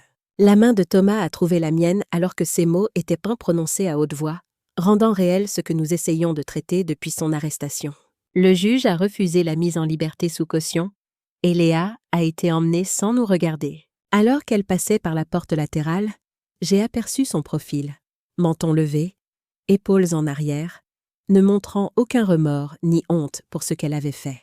Dehors, au tribunal, des journalistes attendaient avec des caméras et des micros. L'affaire avait attiré l'attention des médias, non seulement pour les accusations de fraude, mais pour l'angle d'intérêt humain, une mère planifiant d'abandonner sa famille. Une arnaque de plusieurs années révélée par une belle-mère perspicace. Monsieur Blanc, comment vous sentez-vous en apprenant que votre femme depuis 8 ans planifiait de vous quitter? Madame Blanc, avez-vous soupçonné votre belle-fille dès le début? Thomas s'est figé, submergé par le barrage de questions. Je me suis placée devant lui, le protégeant instinctivement de l'intrusion. Nous n'avons aucun commentaire pour l'instant, ai-je dit fermement. C'est une affaire familiale privée, et nous demandons que vous respectiez notre besoin d'intimité. L'inspectrice Dubois est apparue à nos côtés, nous aidant à naviguer à travers la foule jusqu'à une voiture qui attendait. « Je suis désolée pour ça », a-t-elle dit une fois que nous étions en sécurité à l'intérieur. La presse a eu vent de l'histoire plus vite que nous ne l'attendions. « Ce sera toujours comme ça ?» a demandé Thomas, sa voix creuse. « Notre tragédie privée sera-t-elle un divertissement public? La frénésie va se calmer, l'a-t-elle assuré. Ces affaires attirent souvent l'attention au début, mais quelque chose d'autre fera les gros titres bientôt. Je n'en étais pas si sûre. Il y avait quelque chose de presque cinématographique dans la tromperie de Léa. Les identités multiples, l'arnaque élaborée à long terme, la mère de banlieue apparemment parfaite, révélée comme une fraudeuse calculatrice. Cela avait tous les éléments d'une histoire à sensation. Mais c'était un problème pour un autre jour. Pour l'instant, nous devions nous concentrer sur les défis immédiats, aider les enfants à comprendre ce qui se passait, sécuriser les finances de la famille et commencer le long processus de guérison de cette trahison. Nous avons gelé les comptes qu'elle avait ouverts sous de faux noms, nous a dit l'inspectrice Dubois pendant que nous conduisions. Et nous travaillons à récupérer autant des fonds détournés que possible. Mais je dois vous prévenir, Monsieur Blanc, qu'une partie de l'argent pourrait être perdue pour de bon. Elle était très douée pour couvrir ses traces. Thomas a hoché la tête, fixant par la fenêtre les rues grises de Lyon. « L'argent n'a pas d'importance, » a-t-il dit doucement. « Je veux juste comprendre pourquoi. » « Pourquoi nous? Pourquoi moi? 8 ans, c'est long pour prétendre aimer quelqu'un. L'inspectrice Dubois a échangé un regard avec moi dans le rétroviseur. Les escrocs comme Léa, Alexia, ils choisissent leur cible avec soin. Ils recherchent un certain trait, générosité, nature confiante, stabilité financière et souvent une perte ou une vulnérabilité récente qui rend quelqu'un ouvert à la connexion. J'ai pensé à quand Thomas avait rencontré Léa, juste 2 ans après son divorce douloureux d'avec sa première femme. Il avait été seul, blessé et remettant en question son jugement. La cible parfaite. Ils ont aussi tendance à isoler leurs victimes de la famille et des amis qui pourraient voir à travers la tromperie, a continué l'inspectrice Dubois. Madame Blanc, d'après ce que vous nous avez dit, elle était très efficace pour limiter votre accès à votre fils et vos petits-enfants. Oui, ai-je acquiescé, pensant à tous les anniversaires et fêtes manquées, à l'érosion graduelle de ma relation avec Thomas. Elle était très douée pour ça. Mais elle ne comptait pas sur vous étant tout aussi persistante, a dit l'inspectrice avec une pointe d'admiration. La plupart des gens auraient abandonné, accepté la distance. Vous ne l'avez pas fait. Quand nous sommes arrivés à la maison de Thomas, j'ai été surprise de voir la voiture de Sophie dans l'allée. Elle est sortie alors que nous approchions, son expression sombre. Je pensais que tu restais chez toi avec les enfants, A dit Thomas, la confusion évidente dans sa voix. Il y a eu un développement, a répondu Sophie, ses yeux passant à l'inspectrice Dubois. Les enfants ont trouvé quelque chose en cherchant des goûters dans le bureau de Léa. L'inspectrice Dubois s'est redressée, instantanément alerte. Qu'est-ce qu'ils ont trouvé? Sophie a fouillé dans son sac et en a sorti une clé USB. C'était caché dans un pot de protéines en poudre dans son tiroir de bureau. Étienne a trouvé ça bizarre et me l'a montré. Je n'ai pas regardé ce qu'il y a dessus, mais... L'inspectrice Dubois a pris le lecteur avec précaution, utilisant un mouchoir pour éviter de le contaminer avec des empreintes digitales. Cela pourrait être une preuve importante. Je dois l'emporter immédiatement. Où sont les enfants maintenant? Ai-je demandé, inquiète de ce qu'ils auraient pu découvrir d'autre. Ils sont avec mon mari chez nous, m'a assuré Sophie. Ils sont en sécurité, mais ils posent des questions. Des questions difficiles auxquelles je n'étais pas sûre de savoir comment répondre. Les épaules de Thomas se sont affaissées davantage. Quel genre de questions? Ils ont trouvé d'autres choses en plus de la clé USB. Des lettres adressées à quelqu'un nommé Barbara Collin. Des photos de passeport qui sont clairement Léa, mais avec des cheveux différents. Étienne a 16 ans, Jeanne. Il assemble les pièces et il est en colère. Vraiment en colère. J'ai fermé les yeux brièvement, sentant le poids de cette nouvelle complication. Nous avions espéré contrôler comment les enfants apprendraient la vraie nature de leur mère, amortir le choc avec une aide professionnelle. Maintenant, ils découvraient la vérité par eux-mêmes, de la façon la plus confuse et blessante possible. « Je dois aller les voir », a dit Thomas, se dirigeant déjà vers sa voiture. « Je viens avec toi », ai-je proposé, mais il a secoué la tête. « Non, maman, j'ai besoin de faire ça seule. » Ils ont besoin de leur père maintenant. Je l'ai regardé partir, l'inquiétude me rongeant l'estomac. Il avait raison, bien sûr. Les enfants avaient besoin que leur père soit fort, qu'il fournisse de la stabilité au milieu du chaos. Mais Thomas gérait son propre choc et sa propre trahison. Combien une personne pouvait-elle supporter? « Il va s'en sortir », a dit Sophie en posant une main sur mon bras. « Il est plus fort qu'il n'en a l'air. »« Je sais », ai-je répondu, bien que je n'en sois pas entièrement convaincue. Il a toujours été plus fort qu'il ne se donne de crédit. L'inspectrice Dubois examinait la clé USB, la retournant dans ses mains gantées. Cela pourrait être la percée dont nous avions besoin. Si elle contient des dossiers financiers ou de la correspondance liée à ces plans, cela pourrait renforcer considérablement le dossier. « Prenez tout ce dont vous avez besoin, » lui ai-je dit. « Assurez-vous juste qu'elle n'ait plus jamais la chance de faire du mal à quelqu'un d'autre comme elle a fait du mal à ma famille. » Après le départ de l'inspectrice avec la clé USB, Sophie et moi sommes entrés dans la maison. Elle semblait différente maintenant, moins comme une vitrine et plus comme ce qu'elle était, une scène de crime. Le décor d'une tromperie de plusieurs années qui avait failli détruire mon fils et mes petits-enfants. « Comment tu t'es retrouvée impliquée dans tout ça ?» a demandé Sophie alors que nous nous asseyions dans la cuisine. Le même espace où Léa m'avait révélé ses vrais sentiments quelques jours auparavant. Je lui ai tout raconté.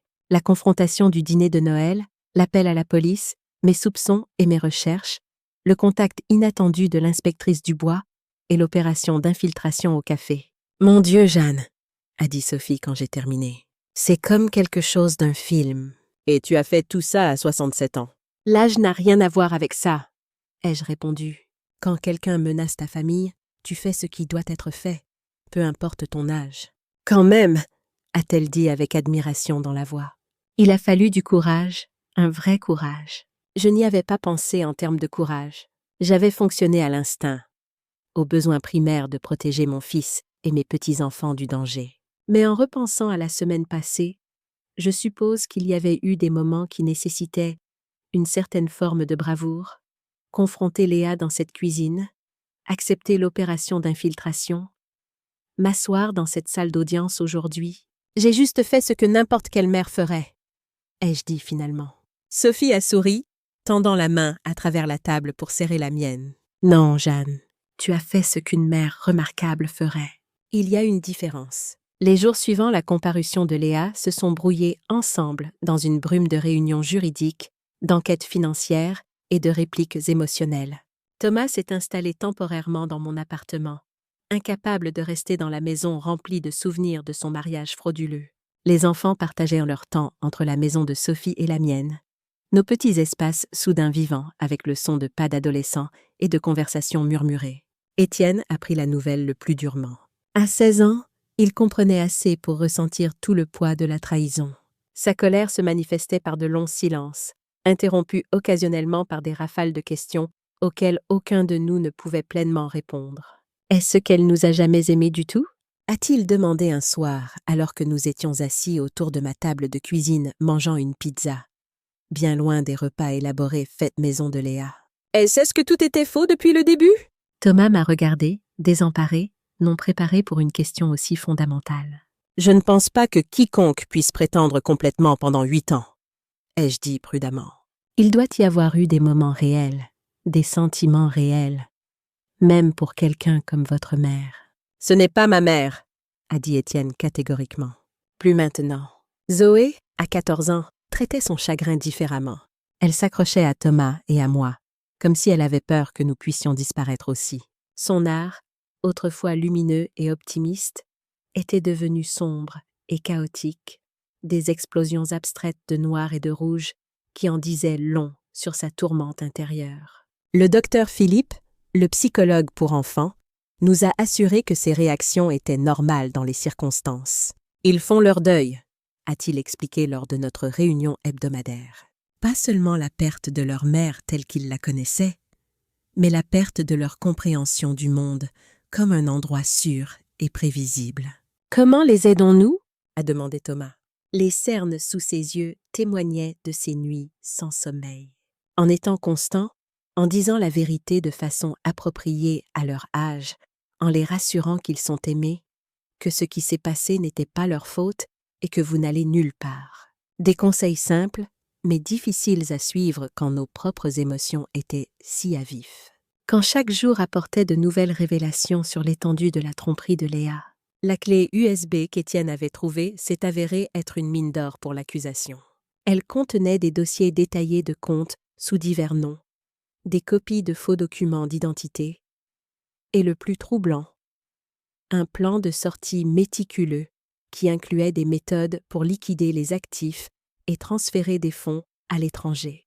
Elle planifiait ça depuis au moins 1 an, nous a dit l'inspectrice Dubois lors d'une de ses visites maintenant régulières. Le niveau de détail est remarquable. Elle avait des plans de contingence pour tout, y compris quoi faire si vous découvriez ses préparatifs avant qu'elle ne soit prête à partir. « Ce qui était quoi » a demandé Thomas, une curiosité morbide évidente dans sa voix. L'inspectrice Dubois a hésité. « Monsieur Blanc, je ne suis pas sûre que cette information soit utile pour votre processus de guérison. »« J'ai besoin de savoir, » a-t-il insisté. Plus de secrets. Plus d'être gardé dans l'ignorance. Elle a soupiré. Elle avait un fichier intitulé « Levier émotionnel ». Il contenait des notes détaillées sur vos vulnérabilités, vos insécurités, même des scripts pour des conversations conçues pour vous faire douter de vos propres perceptions si vous deveniez soupçonneux. Le visage de Thomas est devenu blanc. Elle avait tout planifié. Chaque manipulation, chaque mensonge. « Oui » a admis l'inspectrice Dubois. Mais elle n'avait pas prévu l'intervention de votre mère. Ce n'était dans aucun de ces scénarios de contingence. J'ai ressenti une sombre satisfaction à cela. Léa m'avait sous-estimée, m'avait rejetée comme une vieille femme qui pouvait être facilement marginalisée et contrôlée. Cela avait été son erreur fatale.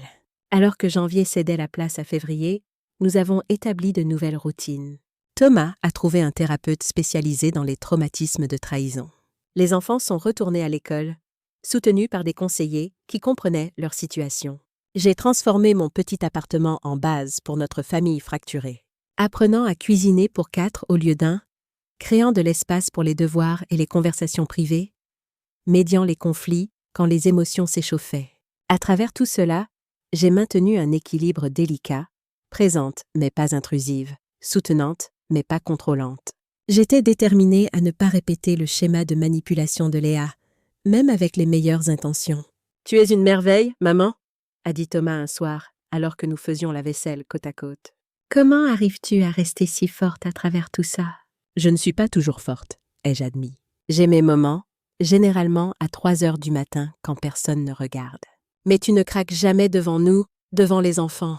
Je lui ai passé une assiette dégoulinante à essuyer. C'est ce que font les mères, Thomas. On tient le coup quand ça compte. J'ai appris ça il y a longtemps quand ton père est mort et que j'ai dû être les 2 parents pour un garçon de 10 ans. Il a hoché la tête, se souvenant de ses jours difficiles. Tu ne m'as jamais laissé te voir pleurer à l'époque non plus. Oh, j'ai pleuré beaucoup. Juste pas là où tu pouvais me voir. Je lui ai souri. Et puis, je ne suis pas celle dont toute la vie a été retournée. C'est toi qui montres une vraie force ici.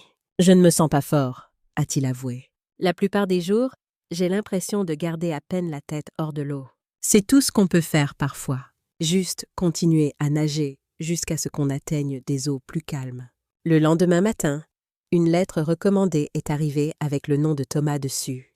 À l'intérieur se trouvait une date d'audience pour une procédure de divorce simplifiée en raison des circonstances extraordinaires. Apparemment, je peux demander le divorce pour motif de fraude sans la période d'attente normale, a expliqué Thomas après avoir appelé son avocat. Les preuves sont tellement accablantes que ça devrait être simple. C'est ce que tu veux? Il m'a regardé comme si j'avais suggéré quelque chose d'aberrant. Quel choix ai-je? Rester mariée à une femme qui planifiait de me dépouiller et de disparaître? Une femme qui n'existe même pas? Je veux juste m'assurer que tu fais ça parce que c'est ce que tu veux, pas parce que c'est ce que tout le monde attend. L'expression de Thomas s'est adoucie. Je sais ce que tu dis, maman, et je l'apprécie. Mais oui, c'est ce que je veux.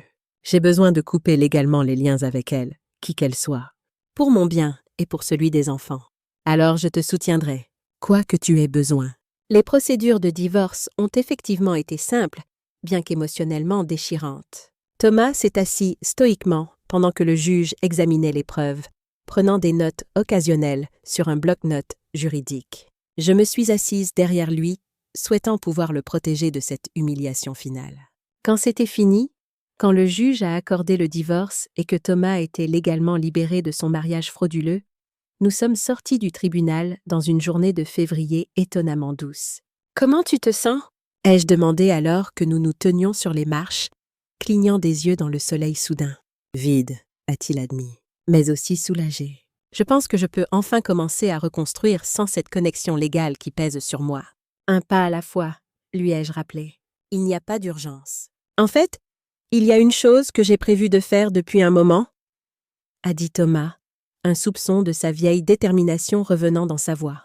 Je veux déménager, vendre la maison, repartir de zéro quelque part sans tous ces souvenirs. Es-tu sûr que c'est sage? Les enfants ont déjà perdu tellement de stabilité. J'en ai parlé avec eux. Ils ressentent la même chose. Cette maison, ce n'a jamais vraiment été notre foyer, maman. C'était un décor pour la performance de Léa. Chaque pièce, chaque meuble a été choisi pour faire avancer son récit. Je ne peux pas guérir là-bas. Aucun de nous ne le peut. En regardant la certitude dans ses yeux, je savais qu'il avait raison. Certains espaces deviennent trop contaminés par des souvenirs douloureux pour jamais se sentir à nouveau en sécurité. Où iras-tu? Je pensais au quartier près de chez toi, les Pins Dorés. Il y a un duplex à vendre là-bas.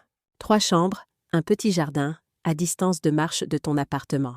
Mon cœur a fait un bond. Ce serait charmant. Mais tu es sûr que tu veux être si près de ta vieille mère? Thomas a souri. Un vrai sourire qui atteignait ses yeux. Le premier que j'avais vu depuis des semaines. Je n'ai jamais été plus sûre de quoi que ce soit. Ces dernières semaines m'ont rappelé ce à quoi ressemble une vraie famille, maman. Pas la façade parfaite que Léa avait créée, mais la connexion désordonnée, soutenante et honnête que nous avons. Je ne veux plus jamais perdre ça. J'ai refoulé des larmes. Tu ne le perdras pas, ai-je promis. Plus jamais. 2 semaines plus tard, j'ai reçu un appel téléphonique inattendu du centre de détention, où Léa était maintenue, en attendant le procès. Vous avez un appel à frais virés d'Alexia Perrin, une détenue au centre de détention de Lyon. Acceptez-vous les frais? Ma main a tremblé en appuyant sur un pour accepter. Que pouvait-elle possiblement vouloir de moi? Jean? Sa voix était plus petite que dans mon souvenir, dépouillée de son assurance habituelle. Merci d'avoir pris mon appel. Qu'est-ce que tu veux, Léa? Ou dois-je t'appeler Alexia? Léa, c'est bien. C'est le nom que j'ai utilisé le plus longtemps. Une pause. J'ai besoin de te voir. Pourquoi accepterais-je ça? Parce que j'ai des informations sur des comptes que Thomas ne connaît pas. De l'argent que j'ai mis de côté. Il devrait aller aux enfants. Je ne l'ai pas cru une seconde, mais la curiosité a pris le dessus. Pourquoi me dire ça à moi? Pourquoi pas au procureur? Parce qu'il l'utiliserait contre moi. Ce n'est pas à propos de mon affaire, Jeanne. C'est pour arranger les choses pour Étienne et Zoé. Les noms de ses enfants dans sa bouche m'ont fait frissonner la peau. Après tout ce qu'elle avait fait, après ses plans pour les abandonner, elle osait prétendre se soucier de leur bien-être. Je vais y réfléchir, ai-je dit, peu disposée à m'engager. S'il te plaît, Jeanne. Tu es la seule qui pourrait écouter. La seule qui comprend ce que c'est de tout faire pour la famille. La manipulation était si transparente que c'en était presque risible. Elle essayait de créer un parallèle entre nous, deux mères faisant tout le nécessaire pour leur famille. Comme si sa fraude systématique et mes efforts pour protéger mon fils étaient en quelque façon comparables. Après avoir raccroché, j'ai immédiatement appelé l'inspectrice Dubois. Elle veut vous rencontrer. L'inspectrice semblait sceptique. C'est inhabituel. Les accusés évitent normalement le contact avec les témoins contre eux. Elle prétend vouloir me parler d'argent caché pour les enfants. Je doute que ce soit sa vraie motivation. Cette femme est une manipulatrice de haut vol. Elle cherche peut-être des moyens de miner votre témoignage ou de recueillir des informations qu'elle peut utiliser pour sa défense. Alors vous pensez que je devrais refuser? Il y a eu une pause pensive. En fait, si vous êtes disposé, cela pourrait être une opportunité. On pourrait enregistrer la conversation avec votre consentement, bien sûr. Cela pourrait nous donner un aperçu de sa façon de penser, peut-être même conduire à des aveux qu'on pourrait utiliser au tribunal. Vous voulez que je porte un micro? Rien d'aussi dramatique, juste une visite enregistrée, ce qui est la procédure standard de toute façon. Mais vous seriez consciente du but à l'avance. J'ai considéré la proposition. L'idée de faire face à Léa à nouveau, d'écouter ses mensonges et ses manipulations, était profondément désagréable. Mais s'il y avait une chance que cela puisse renforcer le dossier contre elle, garantir qu'elle ne puisse plus faire de mal à personne d'autre de la façon dont elle avait fait du mal à ma famille. Je le ferai, ai-je décidé. Dites-moi ce dont vous avez besoin de moi. La rencontre a été arrangée pour le jour suivant. Un parloir au centre de détention avec une vitre entre nous et des téléphones pour communiquer. L'inspectrice Dubois m'a briefé à l'avance, me conseillant de laisser Léa parler la plupart du temps, d'exprimer de la curiosité à propos de ses revendications d'argent caché et d'éviter de montrer trop d'émotions. Elle se nourrit des réactions émotionnelles, m'a prévenu l'inspectrice. Restez calme, restez concentré et rappelez-vous que chaque mot est enregistré. Quand je suis entrée dans le parloir, Léa était déjà assise de l'autre côté de la vitre. La combinaison orange lavait son teint, et sans son maquillage habituel et ses cheveux coiffés, elle avait l'air plus âgée, plus ordinaire. Mais ses yeux étaient les mêmes, calculateurs, vigilants, ne manquant rien.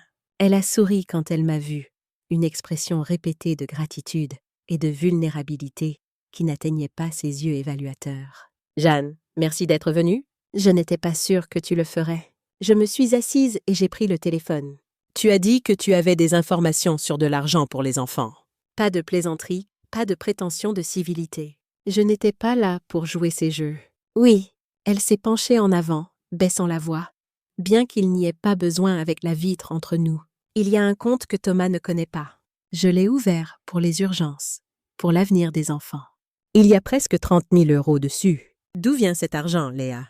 Elle a hésité. Est-ce que ça a de l'importance? Il est là, et il devrait aller à Étienne et Zoé. Ça a de l'importance s'il a été volé à mon fils, ou à moi, ou à n'importe qui d'autre que tu as escroqué au fil des années. Il n'a pas été volé?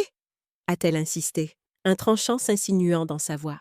Il a été réalloué de notre compte joint. Oui, mais il était destiné aux enfants depuis le début. Tout comme tu étais destinée à être leur mère depuis le début. Les mots m'ont échappé avant que je puisse les arrêter, tranchant d'accusation. Les yeux de Léa se sont rétrécis de façon fractionnaire, avant que son expression ne se lisse en un air de remords. Je mérite ça, je sais comment ça paraît, ce que je planifiais. Mais tu dois comprendre, Jeanne. Je n'ai jamais voulu faire de mal aux enfants. J'allais les faire venir une fois que je serais installée. C'est ce que tu te disais? Qu'abandonner ta famille et voler leur argent était d'une façon ou d'une autre pour leur bien? Tu ne comprends pas la pression sous laquelle j'étais, les choix que j'ai dû faire. Non, je ne comprends pas, ai-je acquiescé. Je ne comprends pas comment quelqu'un pourrait passer 8 ans à élever des enfants pour ensuite planifier leur abandon Comme retourner un livre à la bibliothèque. Pendant un moment, le masque de Léa a glissé et j'ai aperçu une colère froide dans ses yeux avant qu'elle ne se recompose. J'essaie de faire ce qui est juste maintenant, a-t-elle dit, sa voix douce et persuasive. N'est-ce pas ce qui compte? Ces 30 000 € pourraient t'aider pour l'université, pour la thérapie, pour tout ce dont ils ont besoin pour guérir de cette situation. Et qu'est-ce que tu veux en retour, Léa? Parce que tu n'as jamais rien fait sans un angle, sans un bénéfice pour toi-même. Elle a hésité, et je savais que je l'avais prise en vérité. J'ai besoin d'un témoin de moralité, a-t-elle finalement admis. Quelqu'un pour dire au tribunal que j'étais une bonne mère, que malgré tout, je me souciais de mes enfants. Voilà la vraie raison de cette rencontre, de la soudaine préoccupation pour l'argent des enfants. Elle voulait que je mente pour elle, que j'aide à atténuer sa peine en témoignant de ses qualités maternelles. « Tu veux que je me parjure ?» ai-je dit platement. « Ce ne serait pas du parjure, » a-t-elle argumenté. « Tu m'as vu avec les enfants. Tu sais que je prenais bien soin d'eux, qu'ils étaient en bonne santé et heureux. C'est tout ce que tu aurais besoin de dire. » Et qu'en est-il du fait que tu planifiais de les abandonner? Que tu avais un billet aller simple pour Bali sous un autre nom? C'était compliqué. Un plan de contingence que je n'avais jamais pleinement l'intention d'utiliser. Un plan de contingence avec de fausses pièces d'identité, un appartement séparé et des instructions détaillées pour liquider les actifs. Ça ressemble à plus qu'un vague plan de secours, Léa. Elle a soupiré, s'adossant à sa chaise. Je vois que Thomas a été minutieux dans son briefing. J'aurais dû m'y attendre. Thomas ne sait pas que je suis ici, lui ai-je dit. C'était ma décision. La surprise a traversé son visage. Une vraie surprise, pas l'émotion fabriquée qu'elle affichait habituellement. Alors pourquoi es-tu venu? Pour comprendre, ai-je dit simplement.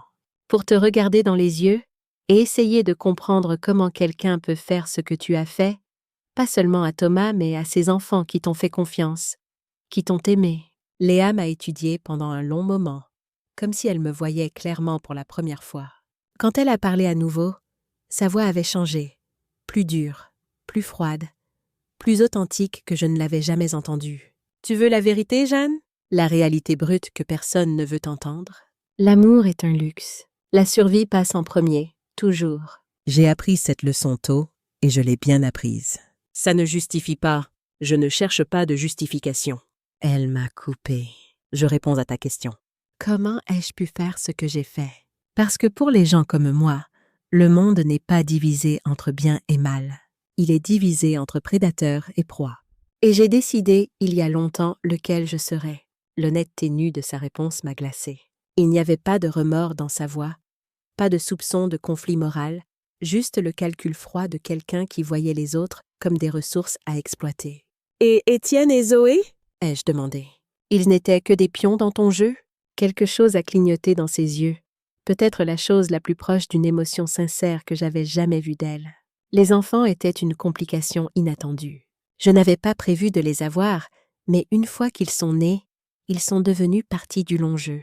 Les enfants rendent un mariage plus légitime, plus durable. Ils créent de la confiance et de la stabilité. Ce sont des êtres humains, Léa.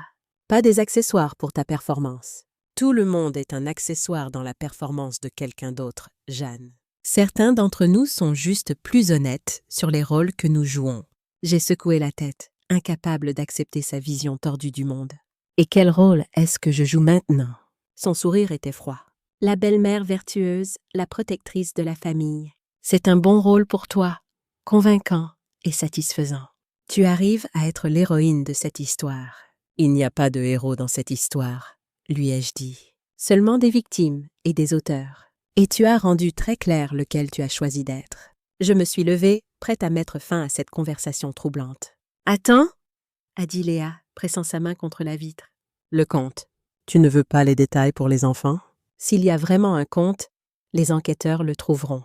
Et s'il n'y en a pas, alors c'était juste une autre manipulation, un autre mensonge pour servir tes objectifs. « Tu es plus intelligente que je ne t'ai accordé de crédit », a-t-elle admis, abandonnant toute prétention. Je t'ai sous-estimé depuis le début. C'était mon erreur. Ton erreur était de penser que la famille n'est qu'une transaction. L'ai-je corrigé? que l'amour n'est qu'un outil pour obtenir ce que tu veux.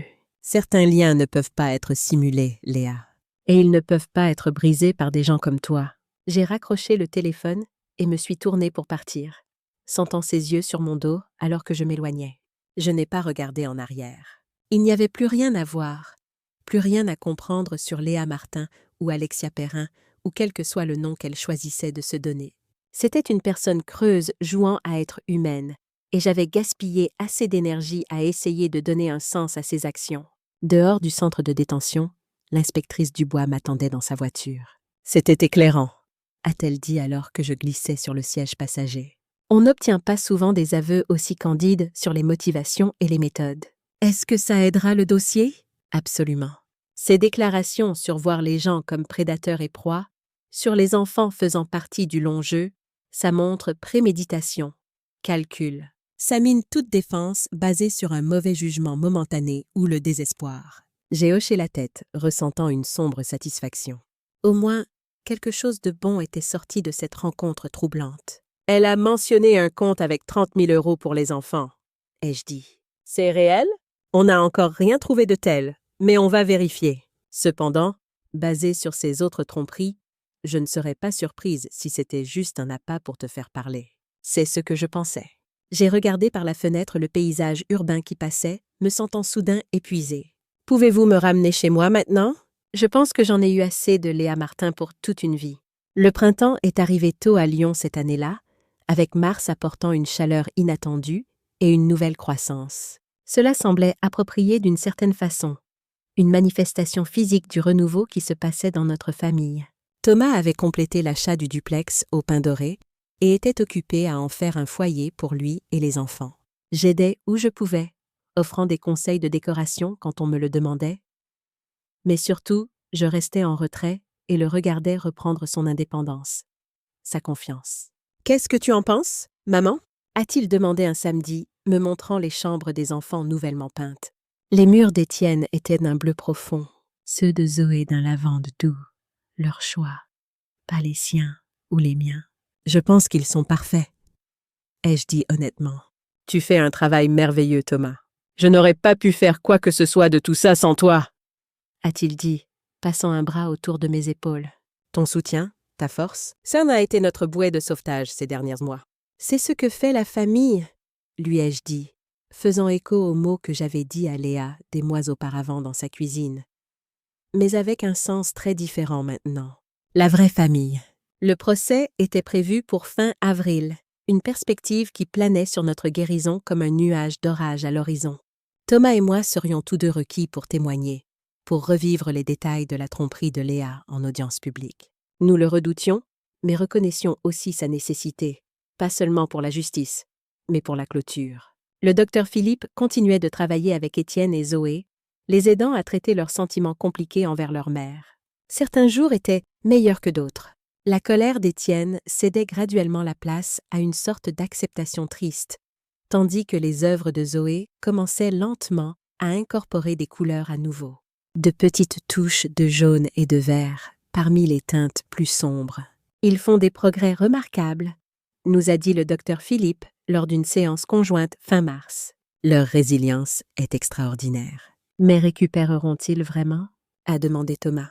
C'était la question qui le hantait quotidiennement. Seront-ils un jour capables de faire confiance à nouveau? La confiance n'est pas un état fixe, Monsieur Blanc. C'est un muscle qui peut être reconstruit après une blessure, souvent plus fort qu'avant, parce qu'il est exercé avec plus de conscience. Vos enfants apprennent des leçons précieuses sur le discernement, sur la complexité de la nature humaine. Aussi douloureuse que cette expérience ait été, elle développe aussi des compétences qu'ils porteront tout au long de leur vie. Ces mots offraient du réconfort, un cadre pour comprendre comment du bon pourrait éventuellement émerger de ce traumatisme. Pas immédiatement, pas sans douleur, mais graduellement avec le temps et un soutien continu.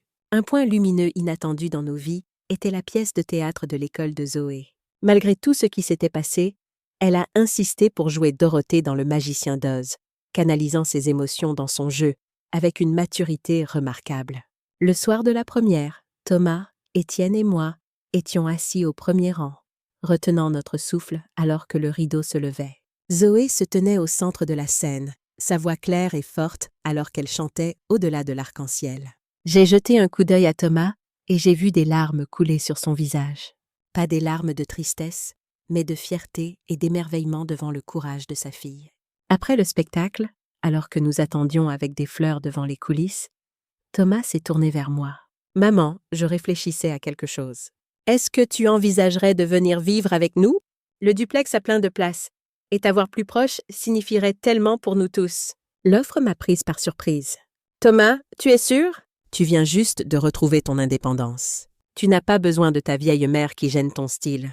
D'abord, tu n'es pas vieille, » a-t-il dit fermement. « Et deuxièmement, ce n'est pas une question de besoin.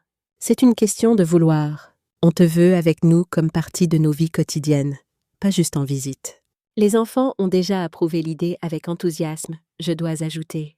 Mais mon appartement est trop petit et trop loin. Et puis, avec ce qui arrive, il n'avait pas besoin de spécifier le procès. Je pense qu'on s'en sortira tous mieux en y faisant face ensemble. J'ai considéré son offre, ressentant un mélange complexe d'émotions. Je valorisais mon indépendance, les routines tranquilles que j'avais établies dans mon propre espace. Mais je reconnaissais aussi le potentiel de guérison d'une plus grande proximité, de construire de nouveaux schémas familiaux ensemble. « Laisse-moi y réfléchir, » ai-je dit finalement. « C'est une grande décision. » Thomas a hoché la tête, respectant mon besoin de considération. « Bien sûr, pas de pression. L'offre reste ouverte quand tu seras prête. » Alors qu'avril approchait, apportant la date du procès plus près, je me suis retrouvée de plus en plus attirée par la proposition de Thomas. L'idée de rentrer seule dans mon appartement après des journées difficiles au tribunal, de traiter ses émotions dans l'isolement, devenait de moins en moins attrayante. Un soir, assise dans mon salon silencieux, à regarder de vieux albums photos, ma décision s'est cristallisée. Le passé était précieux, mais il était aussi fini. L'avenir, notre avenir en tant que famille, s'écrivait maintenant, et je voulais être une participante active dans cette histoire. Le lendemain matin, j'ai appelé Thomas. « À propos de ton offre, » ai-je dit sans préambule, « j'aimerais accepter si c'est toujours d'actualité. » Son soulagement était audible. « C'est absolument toujours d'actualité. Quand voudrais-tu emménager? » Avant le procès, ai-je décidé? Je pense qu'on aura tous besoin du soutien. Le déménagement a été étonnamment simple, mes possessions modestes s'intégrant facilement dans l'agencement spacieux du duplex. Étienne et Thomas ont porté les meubles, tandis que Zoé organisait mes livres et photographies avec une précision artistique. Le soir, ma nouvelle chambre se sentait familière, confortable, un mélange de vieux souvenirs et de nouveaux commencements. Ce soir-là, alors que nous étions assis autour de la table du dîner dans notre maison partagée, j'ai regardé les 3 visages devant moi, Thomas, Étienne, Zoé, et j'ai ressenti un profond sentiment de justesse. C'était ça la famille. Pas la perfection artificielle que Léa avait construite, mais quelque chose de réel et de durable. Quelque chose qui avait survécu à ses meilleurs efforts pour le détruire et qui en était sorti plus fort de l'épreuve. « Au nouveau commencement, » a dit Thomas, levant son verre en un toast. « À la famille, » ai-je ajouté, le cœur plein. « À Mamie Jeanne, » ont fait chorus Étienne et Zoé, leur sourire sincère, bien qu'encore occasionnellement ombragé par le passé. Alors que nous trinquions ensemble, j'ai pensé au voyage qui nous avait amenés ici, de ce fatidique dîner de Noël à ce moment de célébration tranquille. Ça n'avait pas été un chemin facile, et il y avait encore des défis à venir, mais nous le parcourions ensemble. À 67 ans, j'avais appris que la famille n'est pas définie par le sang seul, ou par des documents légaux, ou par des réunions de fêtes parfaites, en apparence. Elle est définie par les gens qui restent à vos côtés quand le monde s'effondre, qui vous aident à ramasser les morceaux et à construire quelque chose de nouveau à partir des décombres. Et parfois, la famille que vous reconstruisez est plus forte que celle que vous avez perdue. Le tribunal se dressait imposant contre le ciel d'avril. Sa façade de pierre, un symbole des lourdes procédures, sur le point d'avoir lieu à l'intérieur. Thomas et moi sommes arrivés tôt, vêtus de nos tenues les plus professionnelles, un front uni contre la femme qui avait failli détruire notre famille. L'équipe du ministère public nous a rencontrés dans une salle de conférence pour passer en revue nos témoignages une dernière fois. La procureure principale, une femme aux yeux perçants nommée Héloïse Watkins, nous avait bien préparés au cours des dernières semaines, mais elle voulait s'assurer que nous étions prêts pour les stratégies probables de la défense. Madame Blanc, ils vont essayer de vous dépeindre comme une belle-mère qui se mêle de tout avec une vendetta contre l'accusé, a-t-elle prévenu. Ils vont suggérer que vous avez fabriqué des préoccupations à propos de son passé parce que vous en vouliez à sa relation avec votre fils. J'ai hoché la tête, ayant anticipé cette approche. Je comprends. Monsieur Blanc, ils vont probablement suggérer que vous étiez au courant des activités financières de votre femme et que vous les approuviez, peut-être même que vous en avez bénéficié. Ils vont essayer de faire croire que vous prétendez l'ignorance maintenant pour éviter toute responsabilité potentielle.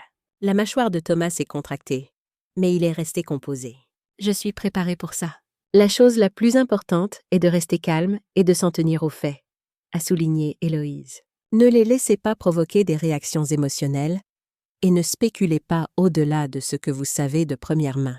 Nous avons pris nos places dans la salle d'audience alors qu'elle se remplissait d'observateurs, de membres des familles des autres victimes de Léa, de reporters couvrant l'affaire sensationnelle et de membres curieux du public attirés par la trame dramatique. Quand Léa a été conduite par les agents du tribunal, elle avait l'air remarquablement composée. Elle avait réussi à coiffer ses cheveux malgré sa détention. Et bien que ses vêtements soient simples, ils transmettaient une image calculée de respectabilité. Ses yeux ont balayé la salle d'audience, s'attardant brièvement sur Thomas, avant de passer sans reconnaissance. Le procès a commencé par les déclarations d'ouverture. L'accusation exposant la fraude étendue que Léa avait perpétrée à travers plusieurs régions et relations.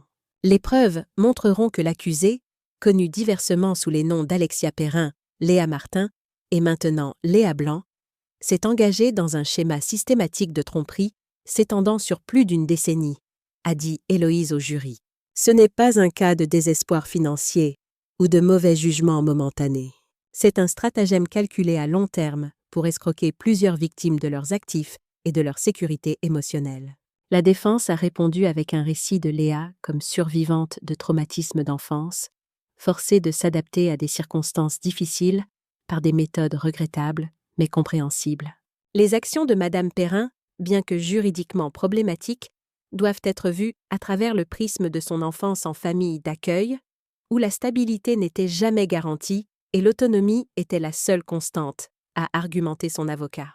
Elle a créé la sécurité de la seule façon qu'elle connaissait. J'ai observé les visages des jurés alors qu'ils absorbaient ces récits concurrents, essayant de jauger quelle version résonnait le plus fortement. Certains semblaient sceptiques de la représentation de la défense, tandis que d'autres montraient des lueurs de sympathie à la mention de familles d'accueil et d'instabilité d'enfance. L'accusation a présenté son dossier méthodiquement au cours des 3 jours suivants, construisant une image complète des activités de Léa à travers des documents financiers, des témoignages de témoins et des preuves médico-légales. D'anciennes victimes de Provence et de Bretagne ont témoigné par vidéoconférence. Leurs histoires étrangement similaires à celles de Thomas, des relations construites sur de fausses prémices, une exploitation financière graduelle et des préparatifs pour un abandon soudain. Quand mon tour de témoigner est venu, j'ai pris la barre avec un mélange d'appréhension et de détermination. Héloïse m'a guidée soigneusement à travers mon témoignage, établissant le schéma d'isolement que j'avais vécu, le soutien financier que j'avais fourni et la confrontation à Noël qui avait éveillé mes soupçons. Madame Blanc, qu'est-ce qui vous a fait décider de faire des recherches sur le passé de l'accusé après l'incident du dîner de Noël? A demandé Héloïse. Ce n'était pas juste ce qu'elle m'a dit, ai-je expliqué. C'était la discordance entre ses affirmations de difficultés financières et ce que j'observais, des vêtements de créateur, des meubles coûteux, un style de vie qui ne correspondait pas au récit qu'elle présentait pour demander de l'argent. Et qu'avez-vous découvert dans vos recherches? J'ai trouvé des archives judiciaires indiquant que quelqu'un correspondant à sa description nommé Léa Martin avait été poursuivi pour détournement de fonds par un ancien employeur. L'affaire avait été réglée à l'amiable peu avant qu'elle ne rencontre mon fils. L'avocat de la défense de Léa, un homme aux traits acérés nommé Richard Bernard, s'est approché pour le contre-interrogatoire avec une confiance prédatrice. « Madame Blanc, n'est-il pas vrai que vous en vouliez à l'influence de votre belle-fille sur votre fils? » J'en voulais au fait d'être systématiquement exclu des événements familiaux, oui. Mais je n'avais aucun problème avec son influence. jusqu'à ce que je réalise que cette influence était basée sur la manipulation et les mensonges. Et pourtant, vous avez pris sur vous d'enquêter sur son passé, de déterrer des détails de sa vie antérieure. N'est-ce pas une action inhabituelle pour une belle-mère? C'est devenu nécessaire quand j'ai réalisé qu'elle exploitait mon fils financièrement et émotionnellement. Nécessaire, a-t-il répété avec un scepticisme exagéré. Ou peut-être était-ce satisfaisant de trouver quelque chose que vous pourriez utiliser contre une femme que vous n'aimiez déjà pas? Objection, a appelé Héloïse. Argumentatif. Retenu, a statué le juge. Bernard a ajusté son approche. Madame Blanc, vous avez témoigné que vous avez fourni un soutien financier significatif à la famille de votre fils au fil des ans. N'est-il pas possible que vous vous sentiez en droit d'avoir plus de contrôle sur leur vie à cause de ce soutien? Je n'ai jamais considéré mon aide financière comme achetant du contrôle, ai-je répondu calmement. J'offrais de l'assistance parce que j'aimais mon fils et mes petits-enfants et que je voulais les aider dans les moments difficiles. Ce à quoi je m'opposais, c'était de découvrir que ces moments difficiles étaient largement fabriqués pour m'extorquer de l'argent. L'interrogatoire a continué pendant près de 2 heures, Bernard essayant divers angles pour miner ma crédibilité ou suggérer des motifs cachés. À travers tout cela, j'ai maintenu mon calme, répondant honnêtement et directement, refusant d'être provoqué en colère ou sur la défensive. Quand j'ai finalement été libérée, Thomas a serré ma main alors que je retournais à ma place. « Tu étais incroyable, maman », a-t-il murmuré. Le témoignage de Thomas le jour suivant a été tout aussi puissant. Il a détaillé le processus graduel par lequel Léa avait pris le contrôle de leurs finances, l'avait isolé de ses amis et de sa famille, et avait créé des urgences qui nécessitaient des fonds supplémentaires de moi. La défense a essayé de suggérer qu'il avait été complice de ces combines, mais son choc et sa dévastation sincère étaient évidents pour tout le monde dans la salle d'audience. Le dernier témoin de l'accusation était l'inspectrice Dubois, qui a fourni une vue d'ensemble complète de l'enquête, y compris la conversation enregistrée du centre de détention où Léa avait parlé de voir les gens comme prédateurs et proies et les enfants comme partie du long jeu. Le dossier de la défense était bref en comparaison, se concentrant principalement sur des témoins de moralité qui ont témoigné de l'implication de Léa dans les activités scolaires et les événements communautaires. Ils ont présenté un psychologue qui a parlé des effets à long terme de l'instabilité de l'enfance, suggérant que le comportement de Léa découlait de mécanismes de survie profondément enracinés plutôt que d'une intention malveillante. Léa elle-même a témoigné le dernier jour, présentant une image soigneusement élaborée de remords et de prise de conscience. « Je reconnais que mes actions ont causé une douleur énorme », a-t-elle dit au jury, sa voix modulée pour transmettre la sincérité. « J'ai eu le temps de réfléchir en détention, de comprendre le mal que j'ai fait à Thomas, aux enfants, à Jeanne. Je peux seulement dire que j'opérais depuis un lieu de peur. Peur de l'abandon, peur de l'insécurité, peur de retourner à la pauvreté de mon enfance. » J'ai regardé sa performance avec une fascination détachée. Elle était bonne, extraordinairement bonne à projeter exactement les émotions qui serviraient son objectif. Si je n'avais pas vu derrière son masque à Noël, si je n'avais pas entendu son évaluation froide des relations humaines au centre de détention, j'aurais presque pu la croire. Mais le jury avait aussi entendu les enregistrements. Ils avaient vu les plans méticuleux d'abandon, les identités multiples, la tromperie systématique s'étendant sur des années et plusieurs régions. Ils avaient entendu d'autres victimes dont les vies elle avait bouleversées avec des combines similaires. Après 3 heures de délibération, ils sont revenus avec un verdict, coupable sur tous les chefs d'accusation. Le visage de Léa est resté remarquablement composé alors que le verdict était lu, bien que j'ai aperçu un éclair de calcul dans ses yeux, planifiant déjà des appels peut-être, ou considérant comment manipuler le processus de détermination de la peine à son avantage. Le juge a fixé le prononcé de la sentence pour le mois suivant, et Léa a été emmenée, maintenant toujours sa dignité même dans la défaite. Dehors du tribunal, Thomas se tenait clignant des yeux dans le soleil printanier lumineux, comme s'il émergeait d'une longue obscurité. « C'est fini !» a-t-il dit doucement. « Vraiment fini ? Le procès est fini !» ai-je corrigé doucement. La guérison continue. Il a hoché la tête, comprenant la distinction. « Rentrons à la maison, maman.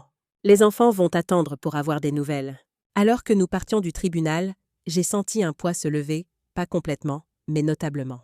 Justice avait été rendue, non seulement pour notre famille, mais pour toutes les victimes de Léa. Elle ferait face aux conséquences de ses actions, peut-être pour la première fois de sa vie.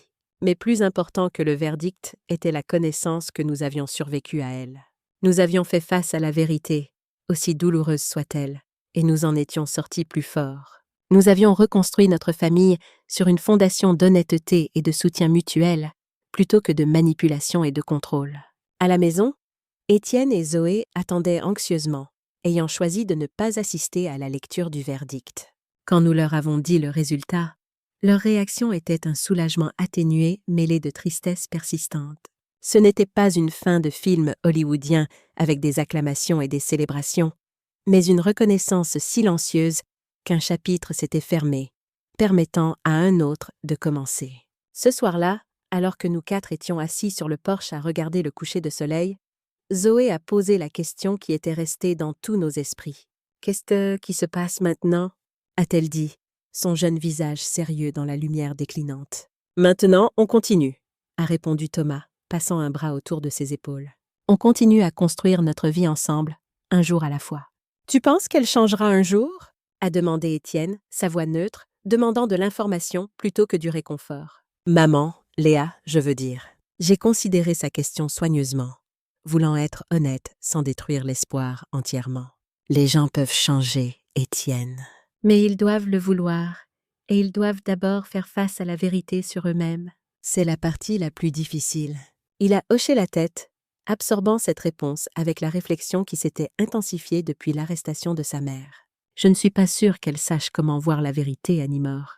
C'est comme si elle jouait un rôle depuis si longtemps qu'elle a oublié qui elle est vraiment. L'intuition était saisissante venant d'un jeune de 16 ans, pourtant profondément exacte. Léa était devenue si adepte à créer et habiter de fausses personnalités que son moi authentique, si une telle chose existait encore, avait été enterré sous des couches de performance et de calcul. C'est une observation perspicace, lui ai-je dit, et un bon rappel de pourquoi l'honnêteté compte même quand c'est difficile. Être fidèle à soi-même et aux autres, c'est comme ça qu'on maintient son identité profonde. C'est pour ça que tu l'as confronté à Noël ? M'a demandé Zoé. Parce que l'honnêteté compte ? En partie, ai-je admis, mais aussi parce que je vous aime tous trop pour prétendre que tout allait bien quand ce n'était pas le cas. Parfois l'amour signifie dire des vérités inconfortables. Thomas a levé son verre dans un petit salut. Aux vérités inconfortables, alors. Et à la femme assez courageuse pour les dire, même quand personne ne voulait écouter. Alors que l'obscurité tombait autour de nous, j'ai regardé ces trois personnes qui étaient devenues le centre de mon monde. Mon fils retrouvant sa force. Mes petits-enfants naviguant le chemin complexe vers l'âge adulte avec une résilience remarquable. J'ai pensé au voyage que nous avions fait ensemble, de cette confrontation dans la cuisine de Léa à ce moment de compagnie tranquille. À 67 ans, j'avais appris que se défendre ne concerne pas seulement le respect de soi. C'est créer de l'espace pour que des relations authentiques puissent s'épanouir. C'est montrer à la prochaine génération qu'elle mérite d'être traitée avec dignité et honnêteté. C'est reconnaître que la vraie famille soutient plutôt qu'elle n'exploite, élève plutôt qu'elle ne diminue. Et parfois, la chose la plus puissante que vous puissiez faire est simplement de refuser de participer aux illusions que d'autres créent, d'insister sur la réalité, aussi inconfortable soit-elle, plutôt que sur des mensonges réconfortants. Alors que les étoiles apparaissaient au-dessus de nous, j'ai senti un profond contentement s'installer dans mon cœur. Pas parce que tout était parfait, ça ne l'était pas, et ne le serait peut-être jamais, mais parce que tout était réel. Et dans cette réalité, nous avions trouvé notre chemin de retour l'un vers l'autre. Qu'est-ce que vous feriez à ma place? Avez-vous déjà vécu quelque chose de similaire? Commentez ci-dessous et n'oubliez pas de vous abonner pour plus d'histoires. Merci de m'avoir écouté. Et rappelez-vous, il n'est jamais trop tard pour se défendre et défendre sa famille.